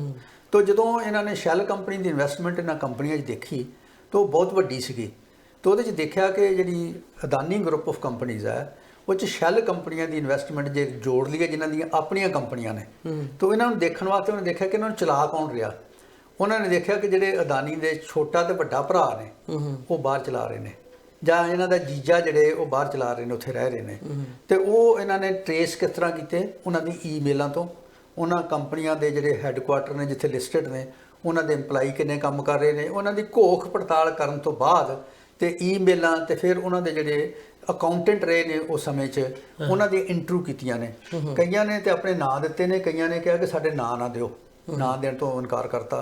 ਤਾਂ ਉਹਦੇ ਬੇਸ ਤੇ ਇਹ ਰਿਪੋਰਟ ਉਹਨਾਂ ਨੇ ਛਾਇਆ ਕੀਤੀ ਆ। ਤਾਂ ਜਦੋਂ ਇਹ ਰਿਪੋਰਟ ਨਿਕਲੀ ਬਾਹਰ ਤੇ ਦੇਖਣ 'ਚ ਆਇਆ ਕਿ ਇਸ ਜਿਹੜੀ ਕੰਪਨੀ ਆ ਅਦਾਨੀ ਗਰੁੱਪ ਆਫ ਕੰਪਨੀਜ਼ ਆ, ਇਹਨਾਂ ਦੇ ਵਿੱਚ 75% ਤੋਂ ਵੱਧ ਸ਼ੇਅਰ ਜਿਹੜੇ ਨੇ ਆਪਣੇ ਨੇ ਜਾਂ ਸ਼ੈਲ ਕੰਪਨੀਆਂ ਇਹਨਾਂ ਦੇ ਆਪਣੀ ਸ਼ੈਲ ਕੰਪਨੀਆਂ ਦੇ ਲੱਗੇ ਨੇ। ਤੇ ਉਹਦੇ ਨਾਲ ਕਾਫੀ ਜਿਹੜੀਆਂ ਇਹਨਾਂ ਦੀ ਕੰਪਨੀਆਂ ਨੇ ਉਹਨਾਂ ਦੀ ਲਿਸਟਿੰਗ ਜਿਹੜੀ ਸ਼ੇਅਰ ਮਾਰਕੀਟ 'ਚ ਆ ਉਹ ਗੈਰ ਕਾਨੂੰਨੀ ਹੋ ਜਾਂਦੀ ਆ। ਜਦੋਂ ਇਹ ਗੱਲ ਬਾਹਰ ਆਈ ਤੇ ਸਡਨਲੀ ਇਹਨਾਂ ਦੇ ਸ਼ੇਅਰ ਜਿਹੜੇ ਨੇ ਡੁੱਬ ਗਏ ਨੇ, 20 ਤੋਂ 25% ਥੱਲੇ ਚਲ ਗਏ ਨੇ। ਡਾਕਟਰ ਸਾਹਿਬ ਮੈਨੂੰ ਥੋੜਾ ਜਿਹਾ ਸਮਝਾਇਓ, ਆਮ ਤੌਰ ਤੇ ਜਿਹੜੀਆਂ ਇਹ ਕਾਰਪੋਰੇਟ ਅਦਾਰੇ ਨੇ ਆਪਣੇ ਸ਼ੇਅਰ ਪਬਲਿਕ ਕਰਦੇ ਆ ਤੇ ਪਬਲਿਕ ਦਾ ਪੈਸਾ ਲਾਉਂਦੇ ਆ, ਤੇ ਉਹਦੇ ਨਾਲ ਇਹ ਹੁੰਦਾ ਕਿ ਪੈਸਾ ਪਬਲਿਕ ਦਾ ਤੇ ਬਿਜ਼ਨਸ ਇਹ ਕਰਦੇ ਆ, ਉਹਨਾਂ ਨੂੰ ਥੋੜਾ ਜਿਹਾ ਉਹਦਾ ਇੰਟਰਸਟ ਰੇਟ ਵੱਧ ਸਮਝ ਲਓ ਬੈਂਕ ਨੂੰ ਦੇ ਕੇ, ਤੇ ਉਹ ਸ਼ੇਅਰ ਮਾਰਕੀਟ ਜਿਹੜੇ ਲੋਕ ਕੰਮ ਕਰਦੇ ਆ। ਦੂਜੇ ਪਾਸੇ ਤੁਸੀਂ ਕਹਿ ਰਹੇ ਹੋ ਕਿ ਕੰਪਨੀਆਂ ਸ਼ੈਲ ਕੰਪਨੀਆਂ ਬਣਾ ਕੇ ਆਪੇ ਹੀ ਆਪਣਾ ਇਨਵੈਸਟਮੈਂਟ ਕਰਕੇ ਆਪੇ ਹੀ ਕਰ ਰਹੀਆਂ ਸੀਗੀਆਂ, ਤੇ ਫਿਰ ਇਹਨਾਂ ਨੂੰ ਉਹਦਾ ਬੈਨੀਫਿਟ ਕੀ ਹੋਇਆ? ਉਹ ਸਾਰੀ ਚੀਜ਼ ਕਿਉਂ ਕਰਦੀਆਂ ਨੇ ਇਦਾਂ? ਉਹ ਇਸ ਕਰਕੇ ਕਰਦੇ ਆ ਕਿ ਜਿਹੜੇ ਤੁਸੀਂ ਬੈਂਕ ਤੋਂ ਕਰਜ਼ੇ ਲੈਂਦੇ ਜੇ, ਉਹ ਜਿਹੜੀ ਸ਼ੇਅਰ ਵੈਲਿਊ ਆ ਤੁਹਾਡੀ, ਉਹਦੇ ਤੇ ਤੁਹਾਡੀ ਜਿਹੜੀ ਨੈਟ ਵਰਥ, ਤੁਹਾਡਾ ਧਨ ਕਿੰਨਾ ਹੈ, ਉਹ ਡਿਟਰਮਨ ਹੁੰਦਾ ਹੈ। ਸੋ ਇਹਨਾਂ ਨੇ ਸ਼ੈਲ ਕੰਪਨੀਆਂ ਰਾਹੀਂ ਆਪਣੇ ਸ਼ੇਅਰ ਜਿਹੜੇ ਆ ਉਹਨਾਂ ਦੀ ਕੀਮਤ ਆਰਟੀਫੀਸ਼ੀਅਲੀ ਵਧਾ ਲਈ। ਇਹ ਕਿਹਾ ਜਾ ਰਿਹਾ ਕਿ 85% ਇਹਨਾਂ ਨੇ ਪਿਛਲੇ 2-3 ਸਾਲਾਂ 'ਚ ਕੀਮਤ ਵਧਾ ਲਈ, ਤੇ ਉਸ ਦੇ ਬੇਸ ਤੇ ਫਿਰ ਬੈਂਕਾਂ ਤੋਂ ਕਰਜ਼ੇ ਲੈਂਦੇ ਨੇ। ਯਾਨੀ ਕਿ ਐਕਚੁਅਲ ਕੀਮਤ 15 ਰੁਪਏ ਆ ਤੇ ਉਹਨੂੰ ਮਤਲਬ 85% ਡੀਲ ਕਰਕੇ 100% ਕਰ ਲਿਆ, ਇਦਾਂ ਕਰਨਾ ਚਾਹੁੰਦੇ? ਇਦਾਂ ਕਰ ਲਿਆ ਉਹਨਾਂ ਨੇ, ਵਧਾ ਲਈ। ਅੱਛਾ। ਤੇ ਜਦੋਂ ਤੁਹਾਡੇ ਸ਼ੇਅਰ ਦੀ ਵੈਲਿਊ ਵੱਧ ਗਈ ਤੇ ਉਹਦੇ ਨਾਲ ਕਾਗਜ਼ਾਂ ਦੇ ਵਿੱਚ ਇਹਨਾਂ ਦੀ ਜਿਹੜੀ ਐਸੈਟਸ ਨੇ ਜਾਇਦਾਦ ਹੈ ਉਹਦੀ ਕੀਮਤ ਵੱਧ ਗਈ, ਤੇ ਉਹਨੂੰ ਕੋਲੇਟਰ ਰੱਖ ਕੇ ਬੈਂਕ ਦੇ ਕੋਲ ਜ਼ਮਾਨਤ ਤੇ ਰੱਖ ਕੇ ਤੇ ਕਰਜ਼ਾ ਲੈ ਲਿਆ। ਹੁਣ ਜਦੋਂ ਸ਼ੇਅਰ ਮਾਰਕੀਟ ਡਿੱਗਦੀ ਆ, 20-25% ਸ਼ੇਅਰ ਇਹਨਾਂ ਦੇ ਗਿਰਾਵਟ 'ਚ ਚਲ ਗਏ, ਤੇ ਉਹਨਾਂ ਦੀ ਕੀਮਤ ਘਟ ਗਈ। ਇਹਦਾ ਮਤਲਬ ਕੋਲੇਟਰਲ ਜਿਹੜਾ ਬੈਂਕ ਕੋਲ ਰੱਖਿਆ ਉਹਦੀ ਕੀਮਤ ਘਟ ਗਈ, ਤੇ ਉਹ ਫਿਰ ਜਿਹੜੀ ਕਰਜ਼ੇ ਲਏ ਨੇ ਉਹ ਉਹਨਾਂ 'ਚੋਂ ਕਾਫੀ ਕਰਜ਼ੇ ਜਿਹੜੇ ਨੇ ਗੈਰ ਜਿਹੜੇ ਵਾਜਬ ਬਣ ਜਾਂਦੇ ਨੇ। ਤੇ ਉਹ ਕਰਜ਼ੇ ਬੈਂਕਾਂ ਤੋਂ ਨੇ, ਜਿਵੇਂ ਸਟੇਟ ਬੈਂਕ ਆਫ ਇੰਡੀਆ ਜਾਂ ਸਰਕਾਰੀ ਬੈਂਕ, ਹਿੰਦੁਸਤਾਨ 'ਚ ਬਹੁਤ ਸਰਕਾਰੀ ਬੈਂਕ ਨੇ ਨਾ, ਉਹਨਾਂ ਤੋਂ ਜ਼ਿਆਦਾ ਕਰਜ਼ੇ ਨੇ, ਜਾਂ LIC ਦਾ ਕਰਜ਼ਾ ਹੈ, ਜਾਂ ਪੈਨਸ਼ਨ ਫੰਡ ਲੱਗੇ ਨੇ, तो पब्लिक का पैसा नाल डुबदा। अच्छा डॉक्टर साहब, मेरे सवाल आ रहा भी शेयर मार्केट ते फौरी रिएक्ट कर दिया भी और उन्हें शेयर की कीमत डिग्गी। ਜਿਹੜੇ ਫਾਈਨੈਂਸ਼ੀਅਲ ਅਦਾਰੇ ਇਹਨਾਂ ਨੂੰ ਸਪੋਰਟ ਕਰ ਰਹੇ ਆ, ਜਿਨ੍ਹਾਂ ਨੇ ਇਹਨਾਂ ਨੂੰ ਲੋਨ ਦਿੱਤਾ, ਉਹ ਇਮੀਡੀਏਟਲੀ ਕੋਈ ਸਟੈਪ ਚੁੱਕਦੇ ਆ? ਦੇਖੋ ਕਿਹੋ ਜਿਹੇ ਸਟੈਪ ਹੋ ਸਕਦੇ ਆ ਜੇ ਉਹ ਚੁੱਕਦੇ ਆ ਤਾਂ? ਨਹੀਂ, ਦੇਖੋ ਗੱਲ ਇਹ ਆ ਕਿ ਜਿਹੜੀ ਅੱਜ ਕੱਲ੍ਹ ਡਿਮਾਂਡ ਆ ਰਹੀ ਆ, ਖਾਸ ਕਰਕੇ ਕਾਂਗਰਸ ਪਾਰਟੀ ਵੱਲੋਂ ਡਿਮਾਂਡ ਆਈ ਆ। ਇੱਕ ਤਾਂ ਡਿਮਾਂਡ ਆਈ ਆ ਕਿ ਤੁਸੀਂ ਇਹਦੀ ਜਿਹੜੀ ਪ੍ਰੋਬ ਹੈ, ਇਨਕੁਆਇਰੀ ਹੈ, ਉਹ ਰਿਜ਼ਰਵ ਬੈਂਕ ਆਫ ਇੰਡੀਆ ਤੇ ਸਟੇਟ ਬੈਂਕ ਆਫ ਇੰਡੀਆ ਕਰਨ, ਕਿ ਰਿਜ਼ਰਵ ਬੈਂਕ ਤੇ ਸੇਬੀ ਵਾਲੇ stock exchange board of India ਜਿਹੜਾ ਹੈ, ਹਾਂਜੀ, ਉਹ ਕਿਉਂਕਿ ਇਹਨਾਂ ਦੇ ਕਾਫੀ ਜਿਹੜੇ ਸ਼ੇਅਰ ਨੇ, ਇਹਨਾਂ ਦੀ ਐਂਡਰਸਨ ਦੀ ਰਿਪੋਰਟ ਦੇ ਮੁਤਾਬਕ ਇਲੀਗਲ ਲਿਸਟਡ ਨੇ ਤੇ ਉਹਨਾਂ ਦੀ ਇਨਫਲੇਟਡ ਵੈਲਿਊ ਆ, ਵਧਾਈ ਕੀਮਤ ਹੈ। ਤੇ ਇਸ ਕਰਕੇ ਉਹਨਾਂ ਨੂੰ ਇਨਕੁਆਇਰੀ ਕਰਕੇ ਇਹਨਾਂ ਦੇ ਖਿਲਾਫ ਐਕਸ਼ਨ ਲੈਣਾ ਚਾਹੀਦਾ ਹੈਗਾ। ਇੱਕ ਤਾਂ ਡਿਮਾਂਡ ਇਹ ਆ ਰਹੀ ਹੈ। ਦੂਜੀ ਇਹ ਡਿਮਾਂਡ ਆ ਰਹੀ ਹੈ ਕਿ ਇਹ ਕਿਉਂਕਿ ਇਹਦੇ ਵਿੱਚ ਪਬਲਿਕ ਦਾ ਪੈਸਾ ਬਹੁਤ ਸਾਰਾ ਲੱਗਿਆ, ਬੈਂਕਾਂ ਦਾ ਪੈਸਾ ਲੱਗਿਆ, ਲਾਈਫ ਇੰਸ਼ੋਰੈਂਸ ਕਾਰਪੋਰੇਸ਼ਨ ਦਾ ਪੈਸਾ ਲੱਗਿਆ, ਜਾਂ ਨੈਸ਼ਨਲ ਪੈਨਸ਼ਨ ਸਕੀਮ ਦੇ ਪੈਸੇ ਲੱਗੇ ਨੇ, ਤੇ ਪਬਲਿਕ ਦੇ ਸਾਧਨ ਲੱਗੇ ਹੋਣ ਕਰਕੇ ਜਿਹੜੀ ਪਾਰਲੀਮੈਂਟ 'ਚ ਕਮੇਟੀਜ਼ ਨੇ ਉਹਨਾਂ ਨੂੰ ਅਪਰੂਵ ਕਰਨੀ ਚਾਹੀਦੀ ਆ। ਤਾਂ ਇਹ ਰੌਲਾ ਪੈ ਗਿਆ ਇਸ ਗੱਲ ਤੇ ਇਹ ਗੱਲ ਦੀ ਤਸਦੀਕ ਹੋਣੀ ਚਾਹੀਦੀ ਹੈ ਕਿ ਇਸ ਗੱਲ ਠੀਕ ਹੈ, ਦੁੱਧ ਦਾ ਦੁੱਧ ਤੇ ਪਾਣੀ ਦਾ ਪਾਣੀ ਹੋਣਾ ਚਾਹੀਦਾ। ਪਰ ਗਵਰਨਮੈਂਟ ਆਫ ਇੰਡੀਆ ਤੇ ਪ੍ਰਧਾਨ ਮੰਤਰੀ ਇਸ ਗੱਲ ਬਾਰੇ ਚੁੱਪੀ ਧਾਰੀ। ਮੈਂ ਇਹ ਤਾਂ ਅਗਲਾ ਸਵਾਲ ਮੇਰਾ ਇਹੀ ਸੀ ਕਿ ਕੋਈ ਰਿਐਕਸ਼ਨ ਆਪੋਜੀਸ਼ਨ ਵੱਲੋਂ ਤਾਂ ਆਇਆ ਹੋਊਗਾ, ਜਿੱਦਾਂ ਤੁਸੀਂ ਕਾਂਗਰਸ ਦਾ ਕਿਹਾ ਵੀ ਇਦਾਂ ਹੋਣਾ ਚਾਹੀਦਾ। ਜਿਹੜੇ ਇਸ ਵੇਲੇ ਸਰਕਾਰ ਆਪਣਾ ਕੰਟਰੀ ਰਨ ਕਰ ਰਹੇ ਉਹ ਤੇ ਜਿਹੜੇ ਅਦਾਰੇ ਨੇ ਉਹਨਾਂ ਦਾ ਕੋਈ ਫੌਰੀ ਰਿਐਕਸ਼ਨ ਜਾਂ ਕੋਈ ਉਹਦੀ ਸਟੇਟਮੈਂਟ ਕਿਸੇ ਦੀ ਤੁਸੀਂ ਨੋਟ ਕੀਤੀ ਹੋਵੇ ਇਸ ਮਾਮਲੇ 'ਚ ਵੀ ਇਹ ਚੀਜ਼ ਜਿਹੜੀ ਹੈ ਇਹ ਸਾਡੇ ਲਈ ਖਤਰਨਾਕ ਹੈ ਜਾਂ ਸਾਡੀ ਇਕਨੋਮੀ ਨੂੰ ਕੋਈ ਵੱਡਾ ਡੇਂਜਰ ਹੈ ਇੱਥੋਂ, ਉਹਦੇ ਲਈ ਕੋਈ ਉਹਨਾਂ ਨੇ ਕੋਈ ਕਦਮ ਚੁੱਕੇ ਹੋਣ ਜਾਂ ਕਦਮ ਚੁੱਕਣ ਦੀ ਸੰਭਾਵਨਾ ਹੋਵੇ? ਸੰਭਾਵਨਾ ਇਸ ਕਰਕੇ ਹੈ ਕਿ ਕੁਝ ਕਦਮ ਚੁੱਕਣ ਦੀ, ਕਿਉਂਕਿ ਜਦੋਂ ਆਪੋਜੀਸ਼ਨ ਕੋਈ ਮੁੱਦਾ ਰੇਜ਼ ਕਰਦੀ ਹੈ ਤੇ ਬਜਟ ਸੈਸ਼ਨ ਆਉਣ ਵਾਲਾ ਹੈਗਾ, ਹੁਣ ਬਜਟ ਇਹਨਾਂ ਨੇ ਪੇਸ਼ ਕਰਨਾ ਹੈਗਾ ਇਹਨਾਂ ਦਿਨਾਂ ਦੇ ਵਿੱਚ, ਤੇ ਉਸ ਕਰਕੇ ਪਾਰਲੀਮੈਂਟ 'ਚ ਰੌਲਾ ਪੈਣ ਦੀ ਸੰਭਾਵਨਾ ਹੈ। ਤੇ ਬਜਟ ਜਿਹੜੀਆਂ ਪ੍ਰਪੋਜ਼ਲਸ ਨੇ ਉਹ ਜਿੱਦਾਂ ਕਿੱਦਾਂ ਦੀਆਂ ਬਣਨੀਆਂ ਨੇ ਇਹਦੇ ਤੇ ਅਸਰ ਹੋਣ ਦੀ ਸੰਭਾਵਨਾ ਹੈ। ਇਸ ਕਰਕੇ ਇਸ ਗੱਲ ਤੇ ਰੌਲਾ ਤੇ ਪਏਗਾ। ਦੂਸਰਾ ਕਿ ਮੀਡੀਆ, ਸੋਸ਼ਲ ਮੀਡੀਆ ਜਿਹੜਾ ਹੈ ਇਹਦੇ ਬਾਰੇ ਸਰਗਰਮ ਬਹੁਤ ਹੋ ਗਿਆ ਹੈਗਾ, ਤੋ ਲਗਾਤਾਰ ਇਹ ਪੋਤੜੇ ਫੋਲ ਲਿਆ ਇਸ ਇੰਡਸਟਰੀ ਹਾਊਸ ਦੇ। ਔਰ ਜਿਹੜਾ ਰਵੀਸ਼ ਕੁਮਾਰ ਲਗਾਤਾਰ ਗੱਲ ਕਰ ਰਿਹਾ ਸੀ ਵੀ ਗੋਦੀ ਸੇਠ ਨੇ ਮੈਨੂੰ ਉੱਥੋਂ ਕੱਢਣ ਵਾਸਤੇ ਇਹਨੇ ਪੈਸੇ ਲਾਏ ਨੇ 500-600 ਕਰੋੜ ਰੁਪਈਆ ਜਿਹੜਾ ਹੈਗਾ, ਤੇ ਇਹ ਗੱਲ ਜਿਹੜੀ ਆ ਤੂਲ ਫੜਦੀ ਜਾ ਰਹੀ ਆ। ਤੋ ਬੇਸ਼ੱਕ ਚੁੱਪ ਨੇ ਇਸ ਵੇਲੇ, ਲੇਕਿਨ ਅੰਦਰੋਂ ਅੰਦਰੀ ਉਹਨਾਂ ਦੇ ਜਿਹੜੀ ਗੱਲਬਾਤ ਹੈ ਉਹ ਚੱਲਣ ਦੀ ਸੰਭਾਵਨਾ ਹੈ। ਇਸ ਰਿਪੋਰਟ ਦੇ ਆਉਣ ਤੋਂ ਬਾਅਦ ਤੇ ਸ਼ੇਅਰ ਮਾਰਕੀਟ ਦੇ ਗਿਰਾਵਟ ਤੋਂ ਬਾਅਦ ਸੇਬੀ ਜਿਹੜਾ stock exchange board of India ਜਿਹੜਾ ਉਹ ਤੁਰੰਤ ਅੰਦਰ ਖਾਤੇ ਇਹ ਸਰਗਰਮ ਹੋ ਗਿਆ ਹੋਵੇਗਾ ਦੇਖਣ ਵਾਸਤੇ ਵੀ ਇਹ ਜਿਹੜੇ ਇਹਦੇ 'ਚ ਸੱਚਾਈ ਕਿੰਨੀ ਕੁ ਹੈ, ਔਰ ਇਸ ਸੱਚਾਈ ਨੂੰ ਜਿਹੜਾ ਬਹੁਤ ਨੁਕਸਾਨ ਨਾ ਹੋਵੇ ਗਵਰਨਮੈਂਟ ਦਾ ਜਾਂ ਇਸ ਗਰੁੱਪ ਦਾ, ਉਹਨਾਂ ਨੂੰ ਇਸ ਗੱਲ ਵੱਲ ਧਿਆਨ ਜ਼ਰੂਰ ਦੇਣਾ ਪਏਗਾ। ਅੱਛਾ ਡਾਕਟਰ ਸਾਹਿਬ, ਜਿਹੜੇ ਅਦਾਰੇ ਆ ਚਲੋ ਉਹਨਾਂ ਦੀ ਇੱਕ ਮਜਬੂਰੀ ਬਣ ਜਾਣੀ ਆ, ਗੱਲ ਤੇ ਅਸਲ 'ਚ ਇਹ ਆ ਕਿ ਜਿਹੜੀ ਸਭ ਤੋਂ ਵੱਡੀ ਸਪੋਰਟ ਆਮ ਤੌਰ ਤੇ ਕਿਹਾ ਜਾ ਰਿਹਾ ਸੀਗਾ ਕਿ ਇਹਨਾਂ ਨੂੰ ਬੀਜੇਪੀ ਤੋਂ ਮਿਲ ਰਹੀ ਆ, ਤੇ ਪੋਲੀਟੀਕਲ ਜਿਹੀ ਗੱਲ ਆ। ਵੈਸੇ ਮੈਂ ਸ਼ਾਇਦ ਇਹਦਾ ਇਕਨੋਮੀ ਨਾਲ ਬਹੁਤਾ ਨਾ ਸੰਬੰਧ ਹੋਵੇ, ਕਿਉਂਕਿ ਸਭ ਤੋਂ ਵੱਡੀ ਫੰਡਿੰਗ ਜਿਹੜੀ ਆ ਬੀਜੇਪੀ ਨੂੰ ਕਹਿੰਦੇ ਅਡਾਨੀ ਗਰੁੱਪ ਨੇ ਕੀਤੀ, ਔਰ ਜਦੋਂ ਦੇ ਮੋਦੀ ਸਾਹਿਬ ਸੀਐਮ ਸੀਗੇ ਉਦੋਂ ਤੋਂ ਇਹਨਾਂ ਦੀ ਇਕੱਠੀ ਦੋਸਤੀ ਵਰਗੀ ਗੱਲ ਸੀ। ਹਾਲਾਂਕਿ ਅਡਾਨੀ ਦਾ ਪਿਛਲੇ ਦਿਨੀ ਬਿਆਨ ਵੀ ਆਇਆ ਸੀ ਕਿ ਪ੍ਰਾਈਮ ਮਿਨਿਸਟਰ ਇੰਡੀਆ ਦੇ ਕੋਲੋਂ ਕੋਈ ਅਨਡਿਊ ਬੈਨੀਫਿਟ ਲੈ ਨਹੀਂ ਸਕਦਾ। ਥੋੜੇ ਦਿਨ ਪਹਿਲਾਂ ਇਹਨਾਂ ਨੇ ਇੱਕ ਇੰਟਰਵਿਊ ਦਿੱਤਾ ਸੀ, ਉਹਨਾਂ ਕਿਹਾ ਕਿ ਜੋ ਕੁਝ ਹੁੰਦਾ ਸਾਰਾ ਫੇਅਰ ਹੁੰਦਾ, ਉੱਥੇ ਕੋਈ ਅਨਡਿਊ ਬੈਨੀਫਿਟ ਨਹੀਂ ਲੈ ਸਕਦਾ ਮੋਦੀ ਸਾਹਿਬ ਕੋਲੋਂ। ਤੇ ਇਹਨਾਂ ਹਾਲਾਤਾਂ ਦੇ ਵਿੱਚ ਬੀਜੇਪੀ ਦੀ ਪੋਜੀਸ਼ਨ ਜਿਹੜੀ ਆ ਰਾਜਨੀਤਿਕ ਤੌਰ ਤੇ ਵੀ ਤੇ ਉਸ ਤਰ੍ਹਾਂ ਹੀ ਜਿਹੜੀ ਆ ਉਹ ਕਾਫੀ ਪਤਲੀ ਹੋਏਗੀ ਜੇ ਤੁਹਾਨੂੰ ਲੱਗਦਾ ਇਸ ਹਿਸਾਬ ਨਾਲ, ਜੇ ਕਿਉਂਕਿ ਕਿਹਾ ਇਹ ਜਾਂਦਾ ਕਿ ਜਿਹੜਾ ਜਿੱਦਾਂ ਤੁਸੀਂ ਕਿਹਾ ਕਿ ਗੋਦੀ ਸੇਠ ਹੈ, ਤੇ ਆਮ ਤੌਰ ਤੇ ਪ੍ਰਭਾਵ ਜਨਤਾ 'ਚ ਵੀ ਇਹ ਹੈ ਕਿ ਅਡਾਨੀ ਗਰੁੱਪ ਜਿਹੜਾ ਆ ਇਹਨੂੰ ਇਸ ਪੋਜੀਸ਼ਨ ਤੇ ਲਿਆਉਣ ਲਈ ਕਿਤੇ ਨਾ ਕਿਤੇ ਬੀਜੇਪੀ ਤੇ ਨਾਲ ਦੀ ਨਾਲ ਮੋਦੀ ਸਾਹਿਬ ਦਾ ਨਿੱਜੀ ਜਿਹੜਾ ਇੰਟਰਸਟ ਹੈ। ਇਹ 'ਚ ਇੰਪੋਰਟੈਂਟ ਗੱਲ ਇਹ ਆ ਕਿ ਥੋੜੀ ਜਿਹੀ ਹਿਸਟਰੀ ਵੱਲ ਜਾਈਏ ਤਾਂ ਕਿ ਜਵਾਹਰ ਲਾਲ ਨਹਿਰੂ ਜਦੋਂ ਪ੍ਰਾਈਮ ਮਿਨਿਸਟਰ ਸੀਗੇ ਤੇ ਉਹਨਾਂ ਦੇ ਕੋਲ ਇਹਨੇ ਰਤਨ ਟਾਟਾ ਨੇ ਕੋਸ਼ਿਸ਼ ਕੀਤੀ ਕਿ ਮੈਂ ਉਹਨਾਂ ਨਾਲ ਮੁਲਾਕਾਤ ਕਰਕੇ ਤੇ ਉਹਨਾਂ ਨੂੰ ਕਹਾਂ ਕਿ ਸਾਨੂੰ ਇੰਡਸਟਰੀਅਲ ਪਾਲਿਸੀ ਇਦਾਂ ਦੀ ਬਣਾਉਣੀ ਚਾਹੀਦੀ ਹੈ ਤੇ ਸਾਨੂੰ ਦੇਸ਼ ਇਦਾਂ ਚਲਾਉਣਾ ਚਾਹੀਦਾ, ਤੇ ਉਹਨੇ ਉਹਨੂੰ 2 ਮਿੰਟ 'ਚ ਡਿਸਮਿਸ ਕਰਕੇ ਭੇਜਤਾ ਸੀਗਾ ਕਿ ਤੁਸੀਂ ਆਪਣੀ ਇੰਡਸਟਰੀ ਚਲਾਓ, ਪਾਲਿਸੀ ਮੇਕਿੰਗ ਦਾ ਕੰਮ ਤੁਹਾਡਾ ਨਹੀਂ ਹੈ। ਲੇਕਿਨ ਜਦੋਂ ਦੇ ਮੋਦੀ ਸਾਹਿਬ ਪ੍ਰਧਾਨ ਮੰਤਰੀ ਬਣੇ ਨੇ, ਇਹਨਾਂ ਨੇ ਉਹਨਾਂ ਦੇ ਪਰਸਨਲ ਫੰਕਸ਼ਨ ਦੇ ਵਿੱਚ, ਅਦਾਨੀ ਪਰਿਵਾਰ ਦੇ ਫੰਕਸ਼ਨ ਦੇ ਵਿੱਚ ਸ਼ਿਰਕਤ ਕਰਦੇ ਰਹੇ ਨੇ। ਇਸ ਤਰ੍ਹਾਂ ਅਲਾਇੰਸ ਗਰੁੱਪ ਦੇ ਜਿਹੜੇ ਵਿਆਹ ਸ਼ਾਦੀਆਂ ਨੇ ਉਹ 'ਚ ਜਾਂਦੇ ਰਹੇ ਨੇ, ਤੇ ਇਹਨਾਂ ਨੇ ਆਪਣੀ ਨੇੜਤਾ ਕਾਫੀ ਦਿਖਾਈ ਆ। ਤੇ ਜੇ ਇਹਨਾਂ ਗਰੁੱਪਾਂ ਨੂੰ ਸੇਕ ਲੱਗਦਾ ਹੈ ਤੇ ਉਹਨਾਂ ਕੁ ਸੇਕ ਤਾਂ ਭਾਰਤੀ ਜਨਤਾ ਪਾਰਟੀ ਨੂੰ ਜ਼ਰੂਰ ਲੱਗੇਗਾ, ਤੇ ਇਹ ਸਕੈਂਡਲ ਕਾਫੀ ਵੱਡਾ ਨਜ਼ਰ ਆ ਰਿਹਾ ਇਸ ਰਿਪੋਰਟ ਦੇ ਮੁਤਾਬਕ।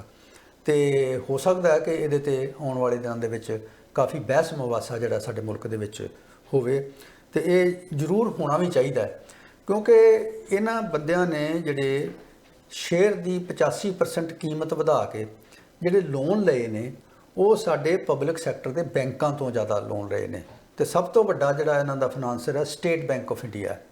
ਤੇ ਉਹਨਾਂ ਕਰਜ਼ਿਆਂ ਦੇ ਨਾਲ ਇਹਨਾਂ ਨੇ ਪਬਲਿਕ ਸੈਕਟਰ ਜਿਹੜੇ ਅਦਾਰੇ ਨੇ ਉਹ ਖਰੀਦੇ ਨੇ, ਜਿਵੇਂ ਸੀ ਪੋਰਟਸ ਨੇ, ਜਾਂ ਜਿਹੜੀਆਂ ਏਅਰਪੋਰਟਸ ਨੇ, ਜਾਂ ਰੇਲਵੇ ਨੇ, ਜਾਂ ਐਨਰਜੀ ਸੈਕਟਰ ਹੈ, ਟਰਾਂਸਮਿਸ਼ਨ ਲਾਈਨਸ ਨੇ, ਜਾਂ ਰੇਲਵੇ ਨੇ, ਉਹਨਾਂ ਤੇ ਪੈਸਾ ਲਾ ਰਹੇ ਨੇ। ਜਾਂ ਪਿੱਛੇ ਜਿਹੜੇ ਜੋ 3 ਖੇਤੀ ਕਾਨੂੰਨ ਬਣੇ ਨੇ, ਤੇ ਉਦੋਂ ਜਿਹੜਾ ਫੂਡ ਗ੍ਰੇਨ ਦੀ ਸਟੋਰੇਜ ਹੈ ਤੇ ਪਰਚੇਜ਼ ਹੈ, ਸੈਲੋਜ਼ ਆ, ਉਹਦੇ ਤੇ ਇਹਨਾਂ ਨੇ ਕਾਫੀ ਪੈਸਾ ਲਾਇਆ ਹੈਗਾ। ਤੋ ਇਹ ਜਿਹੜਾ ਇੰਡਸਟਰੀਅਲ ਹਾਊਸ ਹੈ ਇਹ ਕੋਸ਼ਿਸ਼ ਇਹ ਕਰ ਰਿਹਾ ਸੀਗਾ ਜਿਹੜੇ ਪਬਲਿਕ ਸੈਕਟਰ ਦੇ ਵਿੱਚ ਜਿਵੇਂ FCI ਦਾ ਕੰਮ ਹੈ ਉਹਨੂੰ ਟੇਕ ਓਵਰ ਕਰ ਲੇ। ਤੋ ਇਸ ਕਰਕੇ ਇਹ ਜਿਹੜਾ ਪਬਲਿਕ ਦਾ ਪੈਸਾ ਲੱਗਿਆ ਹੈਗਾ ਤੇ ਪਬਲਿਕ ਸੈਕਟਰ ਦੇ ਅਦਾਰੇ ਜਿਹੜੇ ਨੇ ਉਹਨਾਂ ਨੂੰ ਖਰੀਦਿਆ ਗਿਆ ਪਬਲਿਕ ਮਨੀ ਦੇ ਨਾਲ ਹੀ, ਤੇ ਇਹ ਇਹਨਾਂ ਨੇ ਇਨਫਲੇਟ ਕਰਕੇ ਆਪਣੇ ਸ਼ੇਅਰ ਉਹਨਾਂ ਦੀ ਜ਼ਮਾਨਤ ਦੇ ਕੇ ਗਿਰਵੀ ਰੱਖ ਕੇ ਸ਼ੇਅਰ ਜਿਹੜੇ ਨੇ। ਡਾਕਟਰ ਸਾਹਿਬ, ਜਦੋਂ ਇਹ ਸਕੈਂਡਲ ਹੁਣ ਨੰਗਾ ਹੋ ਗਿਆ ਤੇ ਜਦੋਂ ਇਹਦੀ ਟੋਟਲ ਹੋਰ ਇਨਕੁਆਇਰੀ ਹੋਊਗੀ, ਜਿੱਦਾਂ board of director State Bank ਦਾ ਵੀ ਹੋਊਗਾ ਜਿੱਦਾਂ ਇਹਨਾਂ ਨੂੰ ਕਰਜ਼ੇ ਦਿੱਤੇ, ਜਾਂ ਜਿਹੜੇ ਡਾਇਰੈਕਟਲੀ ਜਿਹੜੇ ਚੇਅਰਮੈਨ ਵੱਡੇ ਲੋਕ ਜਿਹੜੇ ਹੋਣਗੇ, ਜਿੱਦਾਂ ਆਪਾਂ ਉਹ ਮੈਡਮ ਚੰਦਾ ਦਾ ਪਿੱਛੇ ਸੁਣਦੇ ਆ, ਹੋਰ ਲੋਕਾਂ ਦਾ ਸੁਣਦੇ ਰਹੇ ਆ, CIBC ਕਿਹੜਾ ਬੈਂਕ ਹੈ, CCI, ਤੇ ਕੀ ਉਹ ਲੋਕ ਵੀ ਇਹ ਸ਼ੱਕ ਦੇ ਦਾਇਰੇ ਚ ਆਉਣਗੇ ਕਿ ਉਹਨਾਂ ਨੇ ਅਨਡਿਊ ਇਹਨਾਂ ਨੂੰ ਬੈਨੀਫਿਟ ਦਿੰਦੇ ਰਹੇ ਲਗਾਤਾਰ? ਆਲਰੇਡੀ ਤੁਸੀਂ ਚੰਦਾ ਕੋਸ਼ੜ ਦੀ ਗੱਲ ਕੀਤੀ ਆ, ਉਹ ਇਹ ਲੋਨ ਦੇ ਚੱਕਰ 'ਚ ਹੀ ਅੰਦਰ ਹੋਏ ਸੀਗੇ। ਹੁਣ ਤਾਂ ਉਹਨਾਂ ਦੀ ਜ਼ਮਾਨਤ ਹੋ ਗਈ, ਉਹਨਾਂ ਦੇ ਹਸਬੈਂਡ ਦੀ ਵੀ ਜ਼ਮਾਨਤ ਹੋ ਗਈ ਆ। ਤਾਂ ਇਹ ਇੱਕ ਪ੍ਰੋਸੈਸ ਹੈ। ਪ੍ਰੋਸੈਸ ਇਹ ਹੈ ਕਿ ਜਿਵੇਂ ਕਿਸਾਨ ਬੈਂਕ ਤੋਂ ਕਰਜ਼ਾ ਲੈਣ ਜਾਂਦਾ ਹੈ ਤਾਂ ਬੈਂਕ ਕਹਿੰਦਾ ਕਿ ਤੇਰੇ ਕੋਲ ਜ਼ਮਾਨਤ ਗਿਰਵੀ ਰੱਖਣ ਲਈ ਕੀ ਆ, ਉਹ ਕਹਿੰਦਾ ਮੇਰੀ ਜ਼ਮੀਨ ਹੈ। ਤੇ ਉਹ ਜ਼ਮੀਨ ਜਿਹੜੀ ਹੈ ਉਹਦੀ ਫਿਰ ਜਿਹੜੀ ਜ਼ਿਲ੍ਹਾ ਮੈਜਿਸਟ੍ਰੇਟ ਆ, ਡਿਸਟ੍ਰਿਕਟ ਡੀਸੀ ਜਿਹਨੂੰ ਕਹਿੰਦੇ ਆ ਅਸੀਂ, ਡਿਪਟੀ ਕਮਿਸ਼ਨਰ ਕਹਿੰਦੇ ਆ, ਤੇ ਬਾਕੀ ਸੂਬਿਆਂ 'ਚ ਉਹਨੂੰ ਕਲੈਕਟਰ ਕਹਿੰਦੇ ਨੇ।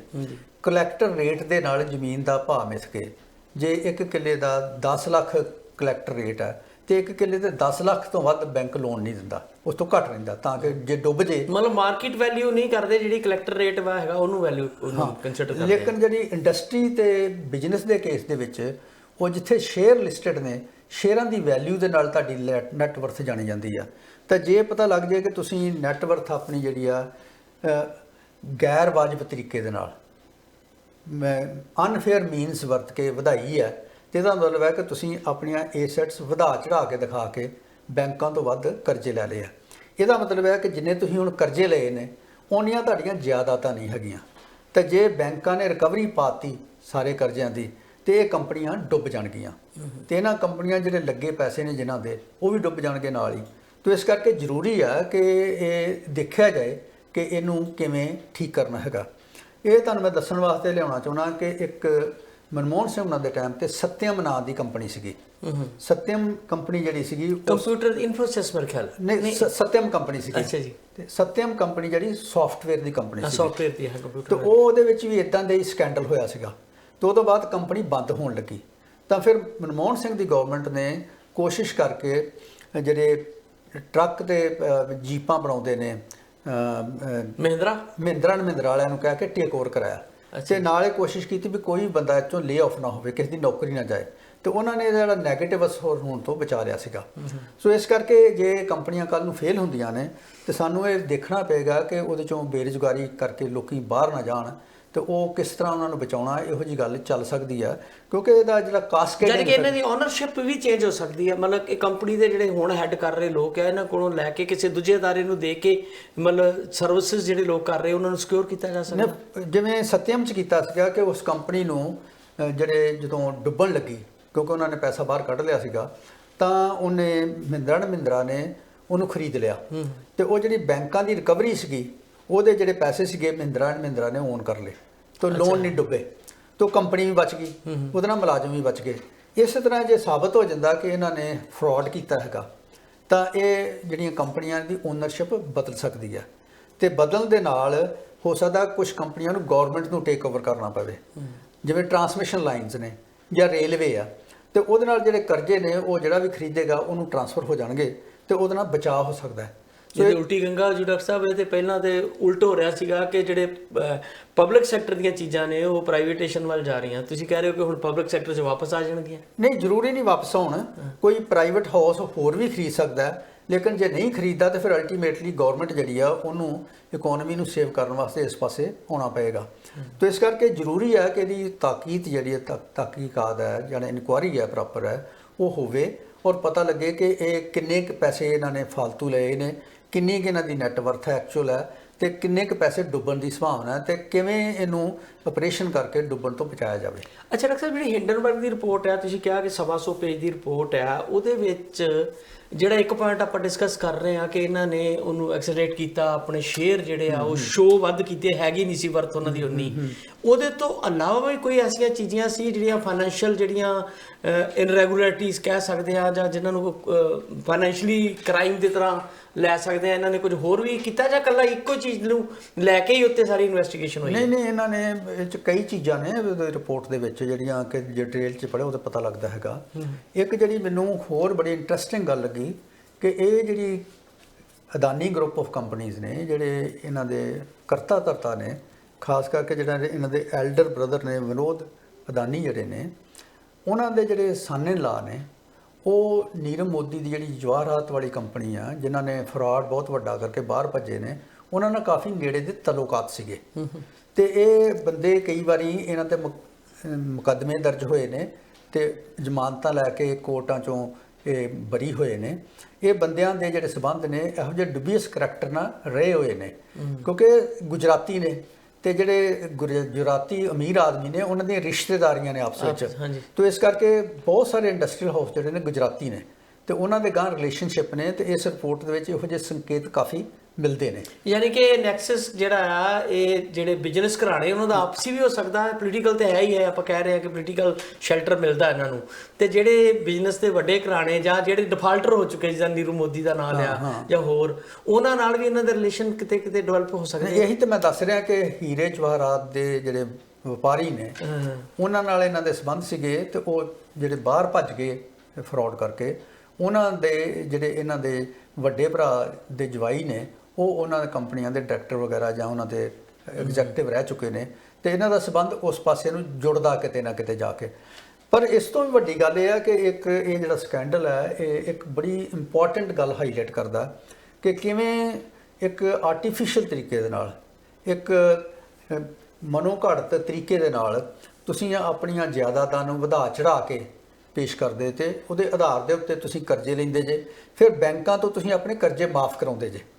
ਕਿ ਜਿਵੇਂ ਦਸੰਬਰ ਦਾ ਜਿਹੜਾ ਸਰਦੀਆਂ ਦਾ ਸੈਸ਼ਨ ਹੋਇਆ ਪਾਰਲੀਮੈਂਟ ਦੇ ਵਿੱਚ, ਉਹ 'ਚ ਕਿਸੇ ਪਾਰਲੀਮੈਂਟ ਦੇ ਕੁਐਸਚਨ ਦੇ ਵਿੱਚ ਜਵਾਬ ਦੇ ਵਿੱਚ ਜਿਹੜਾ ਫਾਈਨਾਂਸ ਡਿਪਾਰਟਮੈਂਟ ਨੇ ਜਵਾਬ ਦਿੱਤਾ ਹੈ, ਉਹਨਾਂ ਨੇ ਕਿਹਾ ਕਿ ਅਸੀਂ 10 ਲੱਖ ਕਰੋੜ ਤੋਂ ਜ਼ਿਆਦਾ ਪਿਛਲੇ 5 ਸਾਲਾਂ ਦੇ ਵਿੱਚ ਕਰਜ਼ੇ ਮਾਫ ਕੀਤੇ ਨੇ ਬਿਜ਼ਨਸ ਕਮਿਊਨਿਟੀ ਦੇ। ਪਰ ਉਹਨਾਂ ਨੇ ਇਹ ਡਿਟੇਲ ਦੇਣ ਤੋਂ ਨਾ ਕਰਤਾ ਵੀ ਕਿਹਨਾਂ ਦੇ ਕਰਜ਼ੇ ਮਾਫ ਕੀਤੇ ਨੇ। ਆਬਵੀਅਸਲੀ ਇਹਦੇ 'ਚ ਇਹ ਸਾਰੇ ਇੰਡਸਟਰੀਅਲ ਹਾਊਸ ਨੇ ਜਿਨ੍ਹਾਂ ਦੇ ਕਰਜ਼ੇ ਮਾਫ ਕੀਤੇ ਨੇ, ਕਿਉਂਕਿ ਜਿਹੜੀਆਂ ਪੁਰਾਣੀਆਂ ਰਿਪੋਰਟਾਂ ਨੇ ਇਹ ਦੱਸਦੀਆਂ ਨੇ ਕਿ ਜਿਹੜੇ 77% NPA ਨੇ, ਨਾਨ ਪਰਫਾਰਮਿੰਗ ਐਸੈਟਸ ਨੇ, ਜਿਹੜੇ ਕਰਜ਼ੇ ਡੁੱਬੇ ਹੋਏ ਨੇ, ਉਹ ਵੱਡੇ ਇੰਡਸਟਰੀਲਿਸਟਾਂ ਦੇ ਆ, ਵੱਡੇ ਬਿਜ਼ਨਸ ਕਾਰੋਬਾਰੀਆਂ ਦੇ ਆ। ਤਾਂ ਇਹ ਜਿਹੜਾ ਧੰਦਾ ਹੈ, ਗੋਰਖ ਧੰਦਾ, ਇਹ ਇਸ ਤਰ੍ਹਾਂ ਚੱਲਦਾ ਰਿਹਾ ਹੈਗਾ, ਤੇ ਗਵਰਨਮੈਂਟ ਨੂੰ ਹੋ ਸਕਦਾ ਕਿ ਇਹਦੇ ਜਾਣਨ ਤੋਂ ਬਾਅਦ ਕੁਝ ਜਿਹੜੀਆਂ ਨੀਤੀਗਤ ਫੈਸਲੇ ਨੇ ਉਹ ਬਦਲਣੇ ਵੀ ਪੈਣ, ਕਿ ਇਹਨਾਂ ਨੂੰ ਇਹ ਸੱਚ ਲੋਨ ਦੇਣ ਦੀ ਬਜਾਏ ਕੋਈ ਇਹਨਾਂ ਤੇ ਰੋਕ ਲਾਈ ਜਾਵੇ।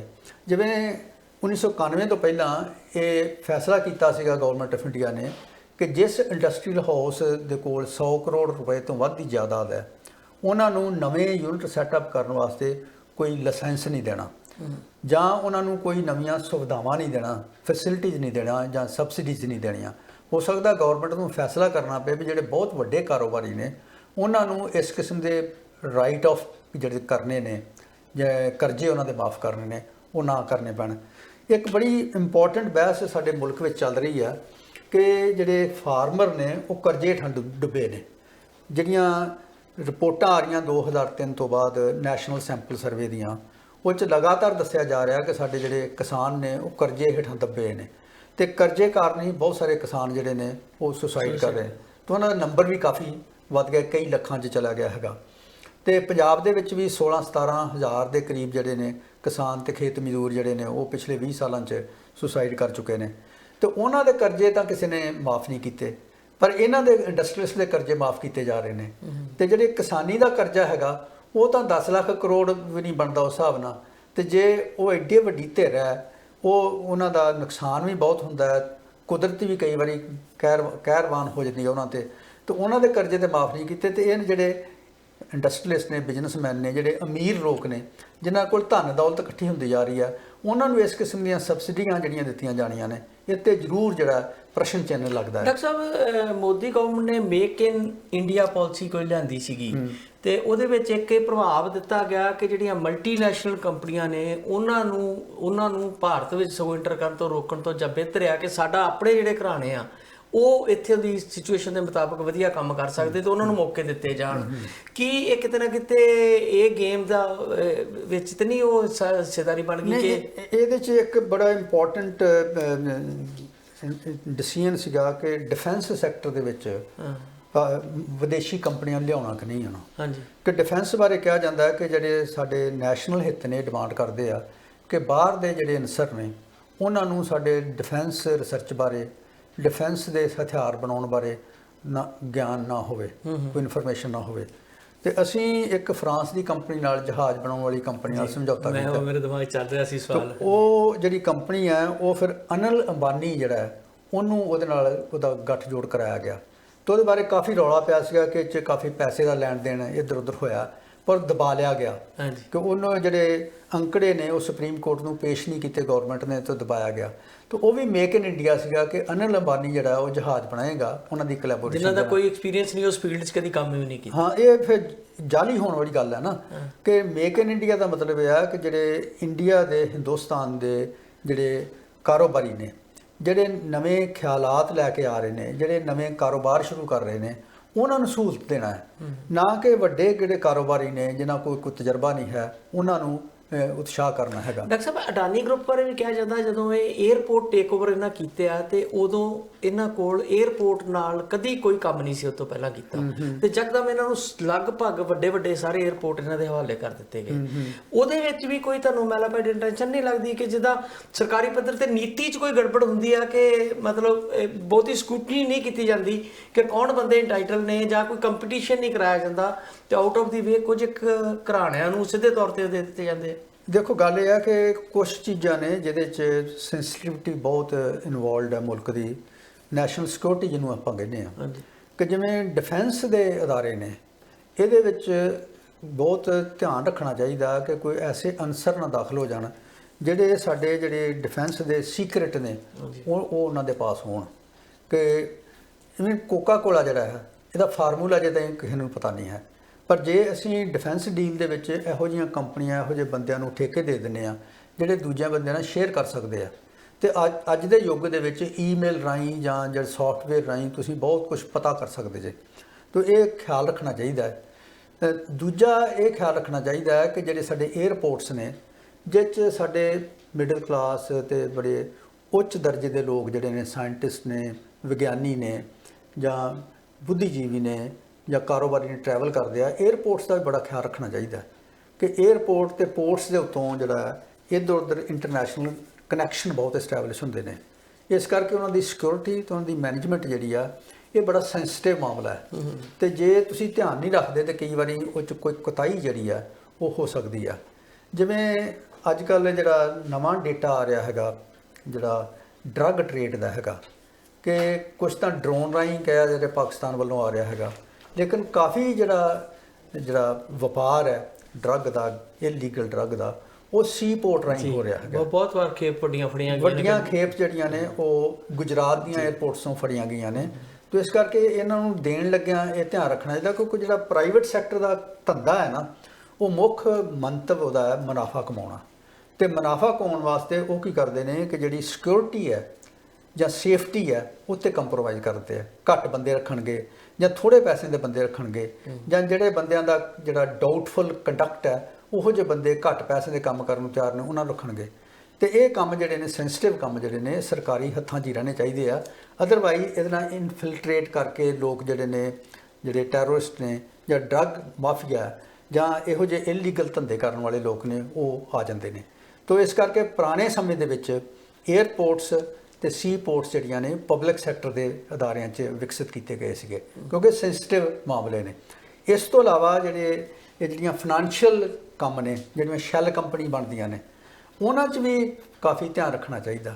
ਤੇ ਜਿਹੜੇ ਰੈਗੂਲੇਟਰ ਲਾਉਣੇ ਚਾਹੀਦੇ ਨੇ, ਜਿਵੇਂ stock exchange board of India ਹੈ ਜਾਂ RBI ਦਾ ਗਵਰਨਰ ਹੈ, ਜਿਨ੍ਹਾਂ ਦਾ ਕੰਮ ਹੈ ਕਿ ਇਹ ਧਿਆਨ ਰੱਖਣਾ, ਉਹ ਬੰਦੇ ਬੜੇ ਹਾਈ ਕਰੈਕਟਰ ਦੇ ਚਾਹੀਦੇ ਨੇ। ਅਦਰਵਾਈਜ਼ ਜਿਹੜੇ ਇਹ ਬੰਦੇ ਨੇ ਜਿਨ੍ਹਾਂ ਨੇ ਇਸ ਗੱਲ ਦਾ ਧਿਆਨ ਰੱਖਣਾ ਹੈਗਾ, ਰੈਗੂਲੇਟਰ ਜਿਹਨਾਂ ਨੂੰ ਕਹਿੰਦੇ ਆ, ਉਹ ਰੈਗੂਲੇਟਰ ਜੇ ਕਮਜ਼ੋਰ ਹੋਣ ਤਾਂ ਉਹ ਸਾਰਾ ਤੁਹਾਡਾ ਪ੍ਰੋਗਰਾਮ ਫੇਲ ਕਰ ਦਿੰਦੇ ਨੇ। ਤਾਂ ਇਹ ਕੰਮ ਕਿਤੇ ਕੰਪਰੋਮਾਈਜ਼ ਇਦਾਂ ਦੇ ਹੋਏ ਨੇ, ਇਹਨਾਂ ਨੂੰ ਰੀਲੁੱਕ ਕਰਨ ਦੀ ਲੋੜ ਹੈ। ਅੱਛਾ ਡਾਕਟਰ ਸਾਹਿਬ, ਅਜੇ ਤੇ ਇਨਵੈਸਟੀਗੇਸ਼ਨ ਦੀ ਇਹਨਾਂ ਦੀ ਰਿਪੋਰਟ ਹੈ ਜਿਹੜੀ ਅਖਬਾਰ ਦੀ ਏਜੰਸੀ ਨੇ ਦਿੱਤੀ ਆ। ਜਦੋਂ ਇਹਦੀ ਇੰਡੀਆ ਲੈਵਲ ਤੇ ਵੀ ਇਨਵੈਸਟੀਗੇਸ਼ਨ ਹੁੰਦੀ ਆ, ਮਤਲਬ ਲੀਗਲ ਵੇ ਨਾਲ, ਤੁਹਾਨੂੰ ਕੀ ਲੱਗਦਾ ਹੈ ਕਿ ਕਿੰਨਾ ਕੁ ਵੱਡਾ ਸੈਟਬੈਕ ਇੰਡੀਅਨ ਇਕਨੋਮੀ ਨੂੰ ਜਾਂ ਲੱਗ ਸਕਦਾ ਇਹਦੇ ਨਾਲ? ਦੇਖੋ, ਆਲਰੇਡੀ ਜਿਹੜੀ ਦੁਨੀਆ ਦੀ ਇਕਨੋਮੀ ਆ ਉਹ ਰਿਸੈਸ਼ਨ ਵੱਲ ਨੂੰ ਵੱਧ ਰਹੀ ਹੈ। ਕਿ ਵਰਲਡ ਬੈਂਕ, IMF, ਦੇਵੋਸ ਦੇ ਵਿੱਚ ਜਿਹੜਾ ਵਰਲਡ ਇਕਨੋਮਿਕ ਫੋਰਮ ਹੈ, ਵਿਸ਼ਵ ਆਰਥਿਕ ਫੋਰਮ ਹੈ, ਉਹਨਾਂ ਦੀ ਡਿਸਕਸ਼ਨ ਹੋਈ ਹੈ ਜਨਵਰੀ ਦੇ ਮਹੀਨੇ 'ਚ ਹੀ। ਉਹ ਇਹ ਕਹਿ ਰਹੇ ਨੇ ਕਿ ਦੁਨੀਆ ਜਿਹੜੀ ਹੈ ਉਹ ਰਿਸੈਸ਼ਨ ਵੱਲ ਨੂੰ ਜਾ ਰਹੀ ਹੈ। ਰਿਸੈਸ਼ਨ ਦਾ ਮਤਲਬ ਇਹ ਆ ਕਿ ਆਰਥਿਕ ਮੰਦੀ। ਆਰਥਿਕ ਮੰਦੀ ਦਾ ਮਤਲਬ ਇਹ ਆ ਕਿ ਮੁਲਕਾਂ ਦੇ ਵਿੱਚ ਜਿਹੜੇ ਗਰੋਥ ਰੇਟ ਨੇ, ਆਰਥਿਕ ਵਿਕਾਸ ਦੀ ਦਰ ਹੈ, ਉਹ ਵਰਲਡ ਵਿੱਚ 2% ਤੋਂ ਘੱਟ ਕੇ 1% ਰਹਿ ਜਾਏਗੀ। ਤੇ ਚਾਈਨਾ ਦੇ ਵਿੱਚ 3% ਤੋਂ ਘੱਟ ਕੇ 6% ਰਹਿ ਜਾਏਗੀ। ਹਿੰਦੁਸਤਾਨ 'ਚ ਵੀ 5-6% ਦੀ ਗੱਲ ਹੋ ਰਹੀ ਹੈ। ਤੇ ਇਹ ਜਦੋਂ ਵਿਕਾਸ ਦੀ ਦਰ ਘਟਦੀ ਆ ਤੇ ਉਹਦੇ ਨਾਲ ਬੇਰੁਜ਼ਗਾਰੀ ਫੈਲਦੀ ਆ, ਕਿਉਂਕਿ ਜਿਹੜੀ ਵਿਕਾਸ ਦੇ ਵਿੱਚ ਰੁਜ਼ਗਾਰ ਹੈ ਉਹ ਦਿਨੋਂ ਦਿਨ ਘਟਦਾ ਜਾਂਦਾ ਹੈ। ਜਿਹਨੂੰ ਅਸੀਂ ਇੰਪਲੋਇਮੈਂਟ ਇਲਾਸਟਿਸਿਟੀ ਆਮਦਨ ਦੀ ਕਹਿੰਦੇ ਆ, ਉਹ ਘਟਦੀ ਜਾਂਦੀ ਆ, ਕਿਉਂਕਿ ਨਵੇਂ ਜਿਹੜੇ ਬਿਜ਼ਨਸ ਨੇ ਉਹ ਕੰਪਿਊਟਰ ਤੇ ਬੇਸਡ ਨੇ, ਆਰਟੀਫੀਸ਼ੀਅਲ ਇੰਟੈਲੀਜੈਂਸ ਤੇ ਬੇਸਡ ਨੇ, ਤੇ ਉਹਨਾਂ ਦੀ ਆਟੋਮੇਸ਼ਨ ਕਾਫੀ ਜ਼ਿਆਦਾ ਹੋ ਰਹੀਆਂ, ਜੋ ਰੋਬੋਟਸ ਜਿਹੜੇ ਨੇ ਉਹ ਕਾਫੀ ਇਸਤੇਮਾਲ ਕੀਤੇ ਜਾ ਰਹੇ ਨੇ, ਤੋਂ ਬੇਰੁਜ਼ਗਾਰੀ ਵੀ ਵੱਧਦੀ ਆ। ਤੇ ਜਦੋਂ ਇਹੋ ਜਿਹੇ ਖਤਰੇ ਪੈਦਾ ਹੋ ਰਹੇ ਹੋਣ ਦੁਨੀਆ ਭਰ ਦੇ ਵਿੱਚ, ਆਲਰੇਡੀ ਸਾਨੂੰ ਡੇਟਾ ਆ ਰਿਹਾ ਹੈਗਾ ਕਿ ਹਿੰਦੁਸਤਾਨ ਦੀਆਂ ਜਿਹੜੀਆਂ ਬਾਹਰ ਜਾਣ ਵਾਲੀਆਂ ਵਸਤਾਂ ਨੇ ਉਹਨਾਂ ਦਾ ਰੇਟ ਘਟ ਗਿਆ ਹੈ, ਕਾਫੀ ਘੱਟ ਐਕਸਪੋਰਟਸ ਹੋਈਆਂ ਨੇ। ਤੇ ਇਹਦੇ ਨਾਲ ਫਿਰ ਜਦੋਂ ਇਹੋ ਜਿਹਾ ਸਕੈਂਡਲ ਕੋਈ ਬਾਹਰ ਆਉਂਦਾ ਹੈ ਤਾਂ ਉਹਦੇ ਨਾਲ ਜ਼ਰੂਰ ਸਾਡੇ ਬਿਜ਼ਨਸ ਨੂੰ ਸੈੱਟਬੈਕ ਲੱਗਣ ਦੀ ਸੰਭਾਵਨਾ ਰਹਿੰਦੀ ਹੈ। ਤੇ ਇਸ ਕਰਕੇ ਗੌਰਮੈਂਟ ਨੂੰ ਬਹੁਤ ਸਤਰਕ ਹੋ ਕੇ ਤੇ ਬੜੀ ਤੇਜ਼ੀ ਨਾਲ ਇਸ ਆਪਰੇਸ਼ਨ ਦੇ ਉੱਤੇ ਇਨਕੁਆਇਰੀ ਕਰਕੇ ਤੇ ਸੱਚ ਦਾ ਸੱਚ ਤੇ ਝੂਠ ਜਿਹੜਾ ਹੈ ਬਾਹਰ ਲਿਆਉਣ ਦੀ ਕੋਸ਼ਿਸ਼ ਕਰਨੀ ਚਾਹੀਦੀ ਹੈ। ਡਾਕਟਰ ਸਾਹਿਬ, ਤੁਹਾਨੂੰ ਇਦਾਂ ਵੀ ਲੱਗਦਾ ਕਿ ਸਰਕਾਰ ਆਪਣੀ ਸਕਿਨ ਬਚਾਉਣ ਲਈ ਜਾਂ ਸਟੇਟਸ ਕੋ ਰੱਖਣ ਲਈ ਵੀ, ਕੱਲ ਨੂੰ ਜਿਸ ਤਰ੍ਹਾਂ ਇਲਜ਼ਾਮ ਲੱਗ ਰਹੇ ਸੀ ਕਿ ਅਡਾਨੀ ਗਰੁੱਪ ਨਾਲ ਸਿੱਧੀ ਮਿਲੀ ਭੁਗਤਿਆ ਰਾਜਨੀਤਿਕਾਂ ਦੀ ਤੇ ਉਹਨਾਂ ਨੂੰ ਅਨਡਿਊ ਬੈਨੀਫਿਟ ਦਿੱਤੇ ਜਾ ਰਹੇ ਆ, ਉਹਨੂੰ ਕਿਸੇ ਤਰ੍ਹਾਂ ਜਿੱਦਾਂ ਤੁਸੀਂ ਕਹਿ ਰਹੇ ਹੋ ਦਬਾ ਦਿੱਤਾ ਜਾਂਦਾ, ਕਿ ਇਦਾਂ ਦੀ ਸੰਭਾਵਨਾ ਹੋ ਸਕਦੀ ਕਿ ਉਹਨੂੰ ਮੂਲੋਂ ਰੱਦ ਕਰ ਦੇਣ ਜੀ, ਤੇ ਇਹਨਾਂ ਦੇ ਕੁਝ ਵੈਸਟਰਨ ਟਰਸਟ ਨੇ ਇਹਨਾਂ ਏਜੰਸੀਆਂ ਦੇ ਸਾਨੂੰ ਬਦਨਾਮ ਕਰਨ ਲਈ ਕਰ ਰਿਹਾ ਕਰਕੇ ਤੇ ਇਹ ਗੱਲ ਤੇ ਮਿੱਟੀ ਪਾਤੀ ਜਾਵੇ ਤੇ ਇਹਦੀ ਕੋਈ ਬਹੁਤੀ ਘੋਖ ਕੀਤੀ ਨਾ ਜਾਵੇ ਤੇ ਇਦਾਂ ਹੀ ਐਜ ਇਟ ਇਜ਼ ਚੱਲਦਾ ਰਹੇ। ਦੇਖੋ, ਘੋਖ ਤਾਂ ਕਰਨੀ ਪੈਣੀ ਆ, ਘੋਖ ਤੋਂ ਬਗੈਰ ਇਸ ਕਰਕੇ ਨਹੀਂ ਚੱਲਣਾ ਕਿ ਇਹ ਮੁੱਦਾ ਜਿਹੜਾ ਬਜਟ ਸੈਸ਼ਨ ਹੈ ਉਹਦੇ 'ਚ ਰੇਜ਼ ਹੋਣਾ ਹੈਗਾ। ਤੇ ਦੂਸਰੀ ਗੱਲ ਹੈ ਕਿ ਜਿਹੜਾ ਸੋਸ਼ਲ ਮੀਡੀਆ ਹੈ ਔਰ ਜਿਹੜੇ ਇੰਡੀਪੈਂਡੈਂਟ YouTube ਤੇ ਚੈਨਲ TV ਚੱਲਦੇ ਨੇ, ਉੱਤੇ ਮੁੱਦਾ ਇਹ ਵਿਚਾਰਿਆ ਜਾ ਰਿਹਾ ਹੈਗਾ। ਤੇ ਇਸ ਕਰਕੇ ਗੌਰਮੈਂਟ ਇਹਦੇ ਤੋਂ ਅਣਭਿੱਜੀ ਨਹੀਂ ਰਹਿ ਸਕਦੀ। ਤੇ ਇਹਦੇ ਨਾਲ ਜੇ ਬਿਲਕੁਲ ਇਹਨੂੰ ਰਾਈਟ ਆਫ ਕਰਨ ਦੀ ਕੋਸ਼ਿਸ਼ ਕਰਦੇ ਆ ਤੇ ਗੌਰਮੈਂਟ ਦੀ ਕ੍ਰੈਡੀਬਿਲਿਟੀ ਜਿਹੜੀ ਆ ਉਹਦਾ ਨੁਕਸਾਨ ਹੋ ਸਕਦਾ ਹੈ, ਜਿਹੜੀ ਗੌਰਮੈਂਟ ਦੀ ਛਵੀ ਹੈ ਉਹ ਖਰਾਬ ਹੋ ਸਕਦੀ ਹੈ। ਤਾਂ ਇਨਕੁਆਇਰੀ ਤਾਂ ਕਰਨੀ ਪੈਣੀ ਆ, ਪਰ ਜਿੰਨੀ ਇਨਕੁਆਇਰੀ ਇਹ ਟਰਾਂਸਪੇਰੈਂਟ ਕਰਨਗੇ ਉਨੀ ਇਹ ਗੌਰਮੈਂਟ ਦੇ ਹੱਕ 'ਚ ਜਾਏਗੀ। ਕਿਉਂਕਿ ਜੇ ਮਸਲਾ ਕੋ ਆ ਜਾਏ ਤਾਂ ਉਸ ਮਸਲੇ ਦੀ ਤਹਿਕੀਕਾਤ ਕਰਕੇ ਉਹਦੇ ਸੱਚ ਨੂੰ ਉਜਾਗਰ ਕਰਕੇ ਤੇ ਉਹਨੂੰ ਉਹਦੇ ਨੈਗੇਟਿਵ ਅਸਰ ਜਿਹੜੇ ਨੇ, ਬੁਰੇ ਪ੍ਰਭਾਵਾਂ ਨੂੰ ਰੋਕਣ ਵਾਸਤੇ ਜੇ ਕੋਈ ਪਾਲਿਸੀ ਮੇਕ ਲੈਂਦੇ ਜੇ ਤਾਂ ਉਹਦੇ ਨਾਲ ਗੌਰਮੈਂਟ ਦਾ ਅਕਸ ਜ਼ਿਆਦਾ ਵਧੀਆ ਹੋ ਸਕਦਾ ਤੇ ਇਕਨੋਮੀ ਨੂੰ ਬਚਾਇਆ ਵੀ ਜਾ ਸਕਦਾ। ਪਰ ਜੇ ਪਰਦਾ ਪਾਉਣ ਦੀ ਕੋਸ਼ਿਸ਼ ਕਰਾਂਗੇ ਤੇ ਇਹਦੇ ਨਾਲ ਨੁਕਸਾਨ ਇਕਨੋਮੀ ਦਾ ਵੀ ਜ਼ਿਆਦਾ ਹੋਏਗਾ ਤੇ BJP ਦੀ ਜਿਹੜੀ ਸਾਖ ਹੈ ਉਹਦਾ ਵੀ ਜ਼ਿਆਦਾ ਨੁਕਸਾਨ ਹੋਏਗਾ।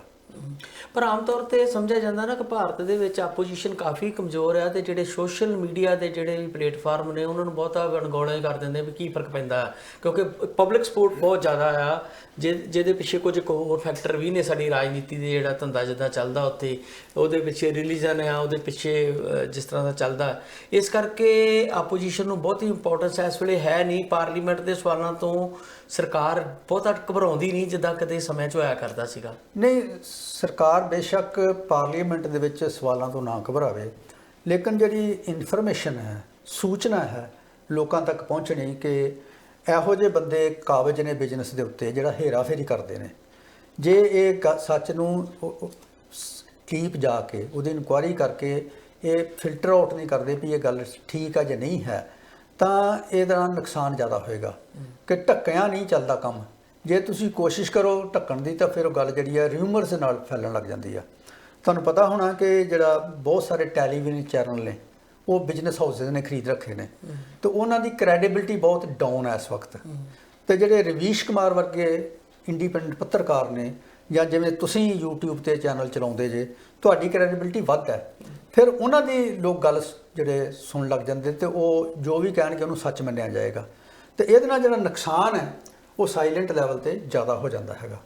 ਦੂਸਰੀ ਗੱਲ ਇਹ ਹੈ ਕਿ ਜਿਹੜਾ ਬਿਜ਼ਨਸ ਕਾਨਫੀਡੈਂਸ ਹੈ, ਜਿਹੜਾ ਇਸ ਸਕੈਂਡਲ ਤੋਂ ਬਾਅਦ ਜਿਵੇਂ ਕਾਨਫੀਡੈਂਸ ਬਿਜ਼ਨਸ ਦਾ ਹੈ ਕਿ ਸ਼ੇਅਰ ਦੀ ਪ੍ਰਾਈਸਿਸ ਵਿੱਚ ਗਿਰਾਵਟ ਆਈ ਹੈ, ਤੇ ਉਹਦੇ ਨਾਲ ਜਿਹੜੀ ਕ੍ਰੈਡਿਟ ਕ੍ਰੀਏਸ਼ਨ ਹੈ, ਜਿਹੜਾ ਬੈਂਕਾਂ ਦਾ ਕਰਜ਼ਾ ਦੇਣਾ ਹੈ ਬਿਜ਼ਨਸ ਨੂੰ, ਉਹਦੇ ਤੇ ਵੀ ਰੋਕ ਲੱਗੇਗੀ ਤੇ ਮੰਦੀ ਵੱਲ ਨੂੰ ਲਿਜਾਣ ਦੇ ਗੱਲਾਂ ਨੇ। ਤੇ ਇਹਦੇ ਨਾਲ ਜਿਹੜੀ ਆਰਥਿਕਤਾ ਹੈ ਉਹਦੇ ਹਿੱਟ ਹੋਣ ਦੇ ਚਾਂਸਸ ਬਹੁਤ ਜ਼ਿਆਦਾ ਨੇ। ਕਿਉਂਕਿ ਇਸ ਵੇਲੇ ਜਿਹੜੀ ਇਕਨੋਮੀ ਦਾ ਜਿਹੜਾ ਇੰਜਨ ਆਫ ਗਰੋਥ ਹੈ ਉਹ ਬਿਜ਼ਨਸ ਤੇ ਇੰਡਸਟਰੀ ਹੈ। ਐਗਰੀਕਲਚਰ ਦਾ ਗਰੋਥ ਰੇਟ 2.5-3% ਹੋਣ ਕਰਕੇ ਇਹ ਬਹੁਤੇ ਨਾ ਤੇ ਰੁਜ਼ਗਾਰ ਪੈਦਾ ਕਰ ਰਿਹਾ ਤੇ ਨਾ ਹੀ ਇਕਨੋਮੀ ਦੇ ਗਰੋਥ ਰੇਟ ਨੂੰ ਪੁਸ਼ ਅਪ ਕਰ ਰਿਹਾ ਹੈਗਾ। ਤੇ ਇਸ ਕਰਕੇ ਇਹ ਜਿਹੜੀ ਧੁੰਦ ਪੈਦਾ ਹੋ ਗਈ ਆ, ਇਹ ਧੁੰਦ ਤਾਂ ਛੱਡਣੀ ਪੈਣੀ ਆ। ਤੇ ਧੁੰਦ ਨੂੰ ਹਟਾਉਣ ਦਾ ਇੱਕੋ ਹੀ ਤਰੀਕਾ ਹੈ ਕਿ ਪ੍ਰੋਪਰ ਇਨਕੁਆਇਰੀ ਕਰਕੇ ਤੇ ਦੁੱਧ ਦਾ ਦੁੱਧ ਤੇ ਪਾਣੀ ਦਾ ਪਾਣੀ ਜਿਹੜਾ ਸਾਹਮਣੇ ਲਿਆਉਣਾ ਚਾਹੀਦਾ ਹੈ। ਤੇ ਇਹ ਜਿਹੜੇ ਤੱਥ ਇਹਨਾਂ ਨੇ ਪੇਸ਼ ਕੀਤੇ ਨੇ ਐਂਡਰਸਨ ਹੁਣਾਂ ਨੇ ਆਪਣੀ ਰਿਪੋਰਟ ਦੇ ਵਿੱਚ ਹਾਈਡਲਬਰਗ ਰਿਸਰਚ ਨਾਲ, ਉਹਨਾਂ ਦੇ ਬਾਰੇ ਜ਼ਰੂਰ ਦੇਖਣਾ ਚਾਹੀਦਾ ਹੈਗਾ। ਅਦਰਵਾਈਜ਼ ਇਹ ਜਿਹੜੇ ਇਹ ਰਿਪੋਰਟਾਂ ਇਹੋ ਜਿਹੀਆਂ ਨੇ ਉਹ ਲੰਮੇ ਸਮੇਂ ਤੱਕ ਤੁਹਾਡਾ ਪਿੱਛਾ ਕਰਦੀਆਂ ਰਹਿੰਦੀਆਂ ਨੇ। ਮੈਨੂੰ ਯਾਦ ਹੈ ਕਿ ਜਦੋਂ ਮਨਮੋਹਨ ਸਿੰਘ ਹੁਣਾਂ ਦੇ ਪਿਛਲੇ 2 ਸਾਲ ਸੀਗੇ, ਇਕਨੋਮੀ ਬੜੀ ਚੰਗੀ ਚੱਲ ਰਹੀ ਸੀਗੀ, ਪਰ ਉਹਦੇ 'ਚ G2 ਦਾ ਜਿਹੜਾ ਸਕੈਮ ਹੋਇਆ ਉਹਨੇ ਬਹੁਤ ਨੁਕਸਾਨ ਕੀਤਾ।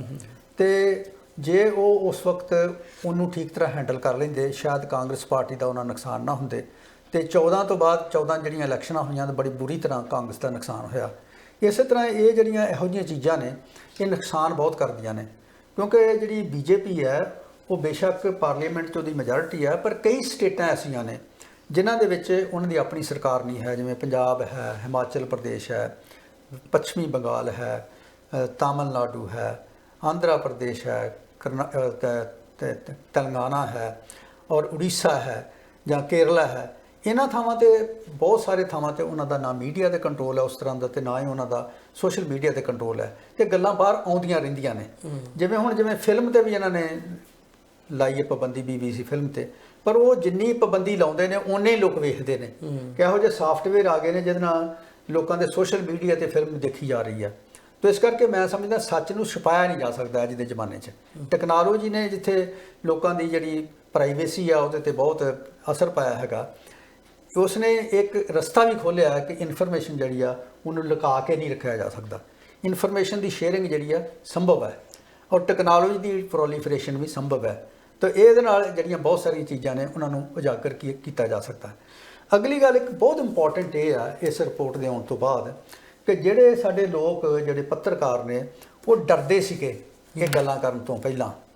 ਜਿਵੇਂ ਜਦੋਂ NDTV ਜਿਹੜਾ ਹੈ ਉਹਨੂੰ ਖਰੀਦ ਲਿਆ ਅਦਾਨੀ ਨੇ, ਤਾਂ ਉਦੋਂ ਕਈ ਲੋਕ ਡਰ ਗਏ, ਤੇ ਹੁਣ ਕਈ ਲੋਕ ਬੋਲਣਗੇ ਕਿ ਦੇਖੋ ਇਹ ਬੈਂਕਾਂ ਤੋਂ ਜਿਹੜੇ ਗਲਤ ਤਰੀਕੇ ਨਾਲ ਕਰਜ਼ੇ ਲੈ ਕੇ NDTV ਖਰੀਦ ਲਿਆ ਗਿਆ, ਤੇ ਇਹਨਾਂ ਜਿਹੜੇ ਇੰਡਸਟਰੀਅਲਿਸਟ ਨੇ ਇਹਨਾਂ ਦਾ ਜਿਹੜਾ ਮੀਡੀਆ ਦੇ ਉੱਤੇ ਕੰਟਰੋਲ ਹੈ ਉਹਦੇ ਤੇ ਕੋਈ ਅੰਕੁਸ਼ ਲੱਗਣਾ ਚਾਹੀਦਾ। ਇਹ ਗੱਲਾਂ ਜ਼ਰੂਰ ਹੋਣਗੀਆਂ ਔਰ ਪਬਲਿਕ ਡਿਬੇਟ ਦਾ ਪਾਰਟ ਬਣ ਗਿਆ। ਜਦੋਂ ਕੋਈ ਚੀਜ਼ ਪਬਲਿਕ ਡਿਬੇਟ ਦਾ ਹਿੱਸਾ ਬਣ ਜੇ ਤਾਂ ਫਿਰ ਸਰਕਾਰ ਜਿਹੜੀ ਆ ਉਹਦੇ ਚੁੱਪ ਧਾਰਨ ਨਹੀਂ ਕਰ ਸਕਦੀ। ਡਾਕਟਰ ਸਾਹਿਬ, ਕਈ ਵਾਰ ਇਦਾਂ ਹੁੰਦਾ ਨਾ, ਦੇਸ਼ ਦੇ ਜਿਹੜੇ ਫਾਈਨੈਂਸ਼ੀਅਲ ਹਿੱਤ ਆ ਉਹਨਾਂ ਦੇ ਉੱਤੋਂ, ਜਿਹੜੇ ਰਾਜਨੀਤਿਕ ਹਿੱਤ ਉਹਨਾਂ ਦੇ ਉੱਤੋਂ ਫਾਈਨੈਂਸ਼ੀਅਲ ਹਿੱਤ ਜਿਹੜੇ ਆ ਉਹਨਾਂ ਨੂੰ ਵਾਰ ਦਿੱਤਾ ਜਾਂਦਾ। ਆਪਣੇ ਆਂਢ ਗੁਆਂਢ ਦੇਖ ਲਓ, ਲੰਕਾ 'ਚ ਅਸੀਂ ਵੇਖਿਆ ਉਹ ਪੂਰੇ ਦਾ ਪੂਰਾ ਟੱਬਰ ਉੱਥੇ ਸਟੇਟ ਚਲਾ ਰਿਹਾ ਸੀ। ਪਾਕਿਸਤਾਨ ਦੀ ਹਾਲਤ ਆਪਾਂ ਵੇਖ ਰਹੇ ਹਾਂ, ਹੋਰ ਵੀ ਆਲੇ ਦੁਆਲੇ ਸਾਡੇ ਇਸ ਤਰ੍ਹਾਂ ਦਾ ਪਸਾਰਾ ਹੈ। ਕਿ ਆਪਾਂ ਉਧਰ ਤੇ ਨਹੀਂ ਵੱਧ ਰਹੇ, ਕਿਤੇ ਆਪਾਂ ਰਾਜਨੀਤਿਕ ਧਿਰਾਂ ਆਪਣੇ ਆਪ ਨੂੰ ਬਚਾਉਣ ਦੀ ਖਾਤਰ ਦੇਸ਼ ਨੂੰ ਹੀ ਦਾਅ ਤੇ ਲਾ ਦੇਣ? ਮੈਨੂੰ ਇਹ ਲੱਗਦਾ ਕਿ ਜਿਹੜੀ ਡੈਮੋਕ੍ਰੇਸੀ ਆ ਇਹਦੀ ਇੱਕ ਬਹੁਤ ਸਟਰੈਂਥ ਹੈ, ਤਾਕਤ ਹੈ। ਤਾਕਤ ਇਹ ਆ ਕਿ ਜਦੋਂ ਵੀ ਤੁਸੀਂ ਇਹੋ ਜਿਹਾ ਕੰਮ ਕਰਦੇ ਜੇ ਤਾਂ ਉਹਦੇ ਬੁਰੇ ਅਸਰ ਹੁੰਦੇ ਨੇ। ਜਿਵੇਂ ਤੁਸੀਂ ਸ਼੍ਰੀਲੰਕਾ ਦਾ ਜ਼ਿਕਰ ਕੀਤਾ ਹੈ ਕਿ ਆਪਣੇ ਸਿਆਸਤ ਨੂੰ ਬਚਾਉਣ ਵਾਸਤੇ ਉਹਨਾਂ ਨੇ 5 ਪਰਿਵਾਰ ਦੇ ਜੀ ਸਾਰਾ ਚਲਾ ਰਹੇ ਸੀਗੇ, ਤੇ ਉਹਦੇ ਨਾਲ ਇਹ ਆ ਕਿ ਹਾਹਾਕਾਰ ਮਚ ਗਈ। ਖਾਣ ਵਾਲਾ ਸਮਾਨ ਮਿਲਣਾ ਬੰਦ ਹੋ ਗਿਆ, ਤੇਲ ਮਿਲਣਾ ਬੰਦ ਹੋ ਗਿਆ, ਡਿਫਾਲਟ ਕਰਨ ਲੱਗੇ ਇੰਟਰਨੈਸ਼ਨਲ ਲੈਵਲ ਤੇ। ਇਹੀ ਹਾਲ ਪਾਕਿਸਤਾਨ ਦਾ ਹੋ ਰਿਹਾ ਇਸ ਵਕਤ। ਇਹਦੇ ਤੋਂ ਸਾਨੂੰ ਸਬਕ ਸਿੱਖਣੇ ਚਾਹੀਦੇ ਨੇ ਕਿ ਜਿਹੜੀ ਬਹੁਤ ਸਾਰੇ ਹਿੱਤ ਨੇ, ਦੇਸ਼ ਦੇ ਹਿੱਤ ਜਿਹੜੇ ਨੇ ਉਹ ਇੱਕ ਵਿਅਕਤੀਗਤ ਹਿੱਤ ਜਾਂ ਇੱਕ ਪਰਿਵਾਰ ਦੇ ਹਿੱਤ ਤੋਂ ਕਾਫੀ ਉੱਚੇ ਹੁੰਦੇ ਨੇ। ਔਰ ਸਾਡਾ ਮੁਲਕ ਜਿਹੜਾ ਹਿੰਦੁਸਤਾਨ ਹੈ ਉਹ 140 ਕਰੋੜ ਦੀ ਆਬਾਦੀ ਵਾਲਾ ਦੇਸ਼ ਹੈ। ਇਹਦੇ 'ਚ ਵਿਭਿੰਨਤਾ ਬਹੁਤ ਹੈ। ਵੱਖ-ਵੱਖ ਲੋਕ ਧਰਮਾਂ 'ਤੇ ਵਿਸ਼ਵਾਸ ਰੱਖਦੇ ਨੇ, ਵੱਖ-ਵੱਖ ਬੋਲੀਆਂ ਬੋਲਦੇ ਨੇ, ਵੱਖ-ਵੱਖ ਸੱਭਿਆਚਾਰ ਨੇ। ਤੇ ਇਸ ਕਰਕੇ ਇਹ ਇੱਕ ਡੈਮੋਕ੍ਰੇਸੀ ਵਾਸਤੇ ਬਹੁਤ ਠੀਕ ਥਾਂ ਹੈ, ਫਿੱਟ ਥਾਂ ਹੈ ਕਿ ਡਾਇਵਰਸਿਟੀ ਜਿਹੜੀ ਹੈ, ਲੋਕੀ ਜਿਹੜੇ ਨੇ ਸਾਰੇ ਇੱਕੋ ਤਰ੍ਹਾਂ ਨਹੀਂ ਸੋਚਦੇ, ਡਿਫਰੈਂਟ ਤਰ੍ਹਾਂ ਸੀ ਸੋਚਦੇ ਨੇ। ਇਹ ਡੈਮੋਕ੍ਰੇਸੀ ਵਾਸਤੇ ਬੜੀ ਸ਼ੁਭ ਗੱਲ ਹੈ। ਤਾਂ ਇਸ ਸਿਚੁਏਸ਼ਨ ਦੇ ਵਿੱਚ ਮੈਂ ਸਮਝਦਾ ਕਿ ਦੇਸ਼ ਹਿੱਤ ਜਿਹੜੇ ਨੇ ਉਹ ਇੰਪੋਰਟੈਂਟ ਹੋ ਜਾਂਦੇ ਨੇ। ਤੇ ਪਿਛਲੇ ਦਿਨਾਂ ਦੇ ਸਬਕ ਸਿੱਖਦੇ ਹੋਏ ਕਿ ਜਿਹੜੇ ਆਪਣੇ ਹਿੱਤ ਫੈਮਿਲੀ ਦੇ ਜਾਂ ਪਰਿਵਾਰ ਦੇ ਜਾਂ ਪਾਰਟੀ ਦੇ ਹਿੱਤ ਬਚਾਉਂਦਿਆਂ ਤੁਸੀਂ ਪਾਰਟੀ ਦਾ ਨੁਕਸਾਨ ਕਰ ਪੈਂਦੇ ਜੇ। ਪੰਜਾਬ ਦੇ ਵਿੱਚ ਬਾਦਲ ਪਰਿਵਾਰ ਨਾ ਹੋਇਆ, ਹਿੰਦੁਸਤਾਨ ਪੱਧਰ ਤੇ ਕਾਂਗਰਸ ਪਾਰਟੀ ਨਾ ਹੋਇਆ, ਤੇ ਅੱਜ ਜੇ BJP ਇਹੋ ਕੋਸ਼ਿਸ਼ ਕਰੇਗੀ ਤਾਂ BJP ਦਾ ਵੀ ਨੁਕਸਾਨ ਹੋ ਸਕਦਾ ਹੈ। ਤੇ BJP ਦੇ ਵਿੱਚ ਮੈਂ ਸਮਝਦਾ ਕਿ ਕੁਝ ਲੋਕ ਐਸੇ ਜ਼ਰੂਰ ਨੇ ਕਿ ਜਿਹੜੇ ਪਾਰਟੀ ਦੇ ਇੰਟਰਸਟ ਨੂੰ ਦੇਖਦਿਆਂ ਹੋਇਆਂ ਇਹਨਾਂ ਗੱਲਾਂ ਵੱਲ ਜ਼ਰੂਰ ਧਿਆਨ ਦੇਣਗੇ, ਔਰ ਥੋੜ੍ਹੀਆਂ ਬੋਲੀਆਂ ਜਿਹੜੀਆਂ ਨੇ ਉਹ ਕਿਤੇ ਨਜ਼ਰ ਵੀ ਆਉਣ ਲੱਗ ਗਈਆਂ ਨੇ। ਡਾਕਟਰ ਸਾਹਿਬ ਇਸ ਰਿਪੋਰਟ ਦੇ ਸੰਦਰਭ 'ਚ ਕੋਈ ਐਸੀ ਗੱਲ ਜਿਹੜੀ ਆਪਾਂ ਨਾ ਡਿਸਕਸ ਕਰ ਸਕੇ ਹੋਈਏ ਤੇ ਬੜੀ ਇੰਪੋਰਟੈਂਟ ਹੋਵੇ, ਤੁਸੀਂ ਚਾਹੁੰਦੇ ਹੋ ਕਿ ਇਹ ਸਾਡੇ ਜਿਹੜੇ ਦਰਸ਼ਕ ਉਹਨਾਂ ਤੱਕ ਪਹੁੰਚੇ, ਕੋਈ ਇਸ ਤਰ੍ਹਾਂ ਦੀ ਜਿਹੜੀ ਮਤਲਬ ਕਿ 123 ਪੰਨਿਆਂ ਦੀ ਰਿਪੋਰਟ ਆਪਾਂ ਸਾਰੀਆਂ ਚੀਜ਼ਾਂ ਤੇ ਡਿਸਕਸ ਨਹੀਂ ਕਰ ਸਕੇ ਹੋਵਾਂਗੇ, ਮੈਂ ਵੀ ਆਪਣੀ ਬੁੱਧੀ ਮੁਤਾਬਕ ਜਿੰਨੀ ਕੁ ਮੈਨੂੰ ਸਮਝ ਆ ਮੈਂ ਗੱਲ ਕੀਤੀ ਆ, ਕੋਈ ਐਸਾ ਪੁਆਇੰਟ ਤੁਹਾਨੂੰ ਲੱਗਦਾ ਹੋਵੇ ਕਿ ਬਹੁਤ ਇੰਪੋਰਟੈਂਟ ਆ ਤੇ ਇਹਦੇ ਤੇ ਵੀ ਵਿਚਾਰ ਕੀਤੀ ਜਾ ਸਕਦੀ ਹੈ ਜਾਂ ਕਰਨੀ ਚਾਹੀਦੀ ਜ਼ਰੂਰੀ ਆ? ਮੇਰਾ ਖਿਆਲ ਹੈ ਕਿ ਜਿਹੜੀ ਮੈਂ ਤੁਹਾਨੂੰ ਪਹਿਲਾਂ ਜ਼ਿਕਰ ਕੀਤਾ ਅਮਰੀਕਨ ਕੰਪਨੀ ਦਾ, ਜਿਹਨੇ ਕਾਰਾਂ ਬਿਜਲੀ ਵਾਲੀਆਂ ਫੋਰਡ ਕੰਪਨੀ ਨਾਲ ਇਲੈਕਟ੍ਰੋਨਿਕਸ ਕਾਰਾਂ ਦੀ ਬਣਾਉਣਾ ਸੀਗਾ, ਤੇ ਇਸ ਰਿਪੋਰਟ ਤੋਂ ਬਾਅਦ ਇੱਕ ਬੜੀ ਇੰਪੋਰਟੈਂਟ ਜਿਹੜੀ ਗੱਲ ਸਾਡੇ ਸਾਹਮਣੇ ਆਈ ਹੈ ਕਿ ਜਿਹੜੇ ਕਰਜ਼ੇ ਦੇਣੇ ਨੇ ਇਹਨਾਂ ਨੂੰ, ਵੱਡੀਆਂ ਕੰਪਨੀਆਂ ਨੂੰ, ਇਹਨਾਂ ਦੀ ਸ਼ੇਅਰ ਮਾਰਕੀਟ ਦੇ ਵਿੱਚ ਵਰਥ ਜਿਹੜੀ ਆ, ਨੈਟ ਵੈਲਿਊ ਜਿਹਨੂੰ ਕਹਿੰਦੇ ਆ, ਉਹਦੇ ਤੇ ਜ਼ਰੂਰ ਵਿਚਾਰ ਹੋਣਾ ਚਾਹੀਦਾ ਹੈ ਕਿ ਜਿਹੜੀ ਇਹਨਾਂ ਦੀ ਨੈਟ ਵਰਥ ਹੈ, ਰੀਅਲ ਇਕੁਇਟੀ ਆ, ਉਹਦੇ ਹਿਸਾਬ ਨਾਲ ਹੋਣਾ ਚਾਹੀਦਾ ਹੈ ਕਿ ਸ਼ੇਅਰ ਮਾਰਕੀਟ ਜਿਹੜੀ ਆ ਕਈ ਵਾਰੀ ਉਛਾਲ ਦੇ ਨਾਲ ਹੀ ਉਹ ਉਹਨਾਂ ਦੀ ਕੀਮਤ ਵੱਧ ਜਾਂਦੀ ਆ, ਤੇ ਫਿਰ ਉਹ ਜਿਹੜੇ ਨੇ ਇਹ ਓਵਰ ਹੀਟਡ ਮਾਰਕੀਟ ਜਿਹੜੀ ਆ ਉਹ ਤੋਂ ਤੁਸੀਂ ਜ਼ਿਆਦਾ ਜਿਹੜੇ ਲੋਕਾਂ ਦੇ ਫੰਡ ਜਿਹੜੇ ਵਰਤ ਕੇ ਮਿਸਯੂਜ਼ ਕਰਦੇ। ਦੂਸਰੀ ਗੱਲ ਹੈ ਕਿ ਜਿਹੜਾ ਇਹ ਵਿਸ਼ਵਾਸ ਆ ਕਿ ਵੱਡੀਆਂ ਕੰਪਨੀਆਂ ਇਮਾਨਦਾਰ ਨੇ ਤੇ ਆਮ ਲੋਕ ਜਿਹੜੇ ਨੇ ਉਹ ਇੰਨੇ ਇਮਾਨਦਾਰ ਨਹੀਂ, ਤੇ ਇਸ ਕਰਕੇ ਜਿਹੜਾ ਟਰਸਟ ਵੱਡੀਆਂ ਕੰਪਨੀਆਂ ਰਿਪੋਜ਼ ਕਰਨ ਦੀ ਬਜਾਏ ਸਾਨੂੰ ਜਿਹੜੇ ਆਮ ਲੋਕ ਨੇ, ਸਧਾਰਨ ਲੋਕ ਨੇ, ਛੋਟੀਆਂ ਕੰਪਨੀਆਂ ਨੇ, ਛੋਟੇ ਕਾਰੋਬਾਰ ਹੈ, ਉਹਨਾਂ 'ਚ ਵਿਸ਼ਵਾਸ ਜ਼ਿਆਦਾ ਰੱਖਣਾ ਚਾਹੀਦਾ ਕਿ ਜਿਹੜਾ ਛੋਟਾ ਕਾਰੋਬਾਰੀ ਆ ਤੇ ਮਿਡਲ ਕਲਾਸ ਦਾ ਬੰਦਾ ਉਹ ਬਾਹਰ ਨਹੀਂ ਭੱਜਦਾ।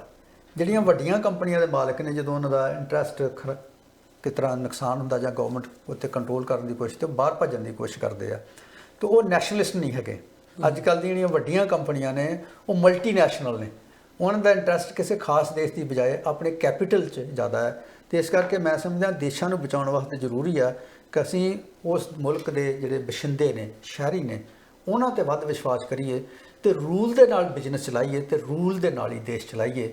ਤੇ ਅਗਰ ਰੂਲ ਦੇ ਨਾਲ ਬਿਜ਼ਨਸ ਚੱਲਦਾ ਤੇ ਰੂਲ ਦੇ ਨਾਲ ਹੀ ਦੇਸ਼ ਚੱਲਦਾ ਤਾਂ ਇਹਦੇ ਨਾਲ ਜਿਹੜੀ ਪ੍ਰੋਸਪੈਰਿਟੀ ਹੈ, ਵਿਕਾਸ ਹੈ, ਉਹ ਸਰਵ ਪੱਖੀ ਤੇ ਸਰਵ ਲੋਕਾਂ ਵਾਸਤੇ ਹੋ ਸਕਦਾ ਹੈ। ਵਰਨਾ ਜਿਹੜੀ ਹੇਰਾਫੇਰੀ ਵਾਲੇ ਬੰਦੇ ਨੇ ਉਹ ਸਾਰੇ ਸਾਧਨ ਆਪਣੇ ਕੋਲ ਇਕੱਠੇ ਕਰਕੇ ਹੇਰਾਫੇਰੀ ਦੇ ਨਾਲ ਬੇਲ ਆਊਟ ਲੈ ਜਾਂਦੇ ਨੇ, ਤੇ ਇਹੀ ਕੰਮ ਹਿੰਦੁਸਤਾਨ ਦੇ ਵਿੱਚ ਪਿਛਲੇ 15-20 ਸਾਲਾਂ 'ਚ ਹੋਇਆ ਕਿ ਇਹਨਾਂ ਨੇ ਵੱਡੇ ਬੇਲ ਆਊਟ ਲੈ ਲਏ ਨੇ, ਤੇ ਇਹਨਾਂ ਦੇ ਧਨ ਤੇ ਤਜੌਰੀਆਂ ਬਹੁਤ ਵੱਧ ਗਈਆਂ ਨੇ, ਤੇ ਲੋਕਾਂ ਦੀ ਜੇਬਾਂ 'ਚੋਂ ਪੈਸੇ ਖਿੱਚ ਕੇ ਇਹਨਾਂ ਦੀ ਜੇਬਾਂ ਦੇ ਵਿੱਚ ਚਲੇ ਗਏ ਨੇ। ਬਹੁਤ ਬਹੁਤ ਸ਼ੁਕਰੀਆ ਡਾਕਟਰ ਸਾਹਿਬ, ਤੇ ਇਸ ਉਮੀਦ ਨਾਲ ਅਸੀਂ ਆਪਣੇ ਦਰਸ਼ਕਾਂ ਤੋਂ ਇਜਾਜ਼ਤ ਲੈਂਦੇ ਹਾਂ। ਜਿਹੜਾ ਪੋਜ਼ਿਟਿਵ ਨੋਟ ਹੈ ਕਿ ਆਮ ਵਿਅਕਤੀ ਤੇ ਭਰੋਸਾ ਸਰਕਾਰਾਂ ਨੂੰ ਵੀ ਕਰਨਾ ਚਾਹੀਦਾ। ਸ਼ਾਇਦ ਸਾਨੂੰ ਮੁੜ ਕੇ ਇੱਕ ਵਾਰੀ ਉਹ ਗਾਂਧੀ ਵਾਲੀ ਜਿਹੜੀ ਪਾਲਿਸੀ ਹੈ ਕਿ ਜਿਹੜੇ ਦਿਹਾਤੀ ਖੇਤਰ ਦੇ ਛੋਟੇ ਛੋਟੇ ਰੁਜ਼ਗਾਰ ਨੇ, ਜਾਂ ਜਿੱਦਾਂ ਪੰਜਾਬ ਦੀ ਕਿਸਾਨੀ ਦਾ ਮਸਲਾ, ਸਾਰੇ ਭਾਰਤ ਦੀ ਕਿਸਾਨੀ ਦਾ ਮਸਲਾ, ਖੇਤੀ ਲਘੂ ਉਦਯੋਗਾਂ ਵਾਲੇ ਪਾਸੇ ਮੁੜਨਾ ਚਾਹੀਦਾ, ਤੇ ਮੁੜ ਕੇ ਭਾਰਤ ਨੂੰ ਬਿਲਡ ਕਰਨ ਵਾਸਤੇ ਆਪਣੇ ਲੋਕਾਂ ਤੇ ਟੇਕ ਰੱਖਣੀ ਚਾਹੀਦੀ ਆ, ਨਾ ਕਿ ਮਲਟੀਨੈਸ਼ਨਲ ਕੰਪਨੀਆਂ ਤੇ। ਬਹੁਤ ਬਹੁਤ ਸ਼ੁਕਰੀਆ ਡਾਕਟਰ ਸਾਹਿਬ, ਤੁਸੀਂ ਬੜੀ ਵੈਲਿਊਏਬਲ ਗੱਲਬਾਤ ਜਿਹੜੀ ਸਾਡੇ ਨਾਲ ਸਾਂਝੀ ਕੀਤੀਆਂ ਨੇ, ਔਰ ਜਿਹੜੀਆਂ ਇਸ ਰਿਪੋਰਟਸ ਦੀਆਂ ਅੰਦਰ ਦੀਆਂ ਚੀਜ਼ਾਂ ਨੇ ਉਹ ਸਾਡੇ ਦਰਸ਼ਕਾਂ ਤੱਕ ਪਹੁੰਚਾਈਆਂ। ਬਹੁਤ ਸ਼ੁਕਰੀਆ ਤੁਹਾਡਾ। ਉਮੀਦ ਹੈ ਸਾਡੇ ਦਰਸ਼ਕਾਂ ਨੂੰ ਸਾਡੀ ਇਹ ਐਫਰਟ ਜਿਹੜੀ ਹੈ ਚੰਗੀ ਲੱਗੀ ਹੋਏਗੀ। ਧੰਨਵਾਦ। ਬਹੁਤ ਬਹੁਤ ਧੰਨਵਾਦ ਤੁਹਾਡਾ।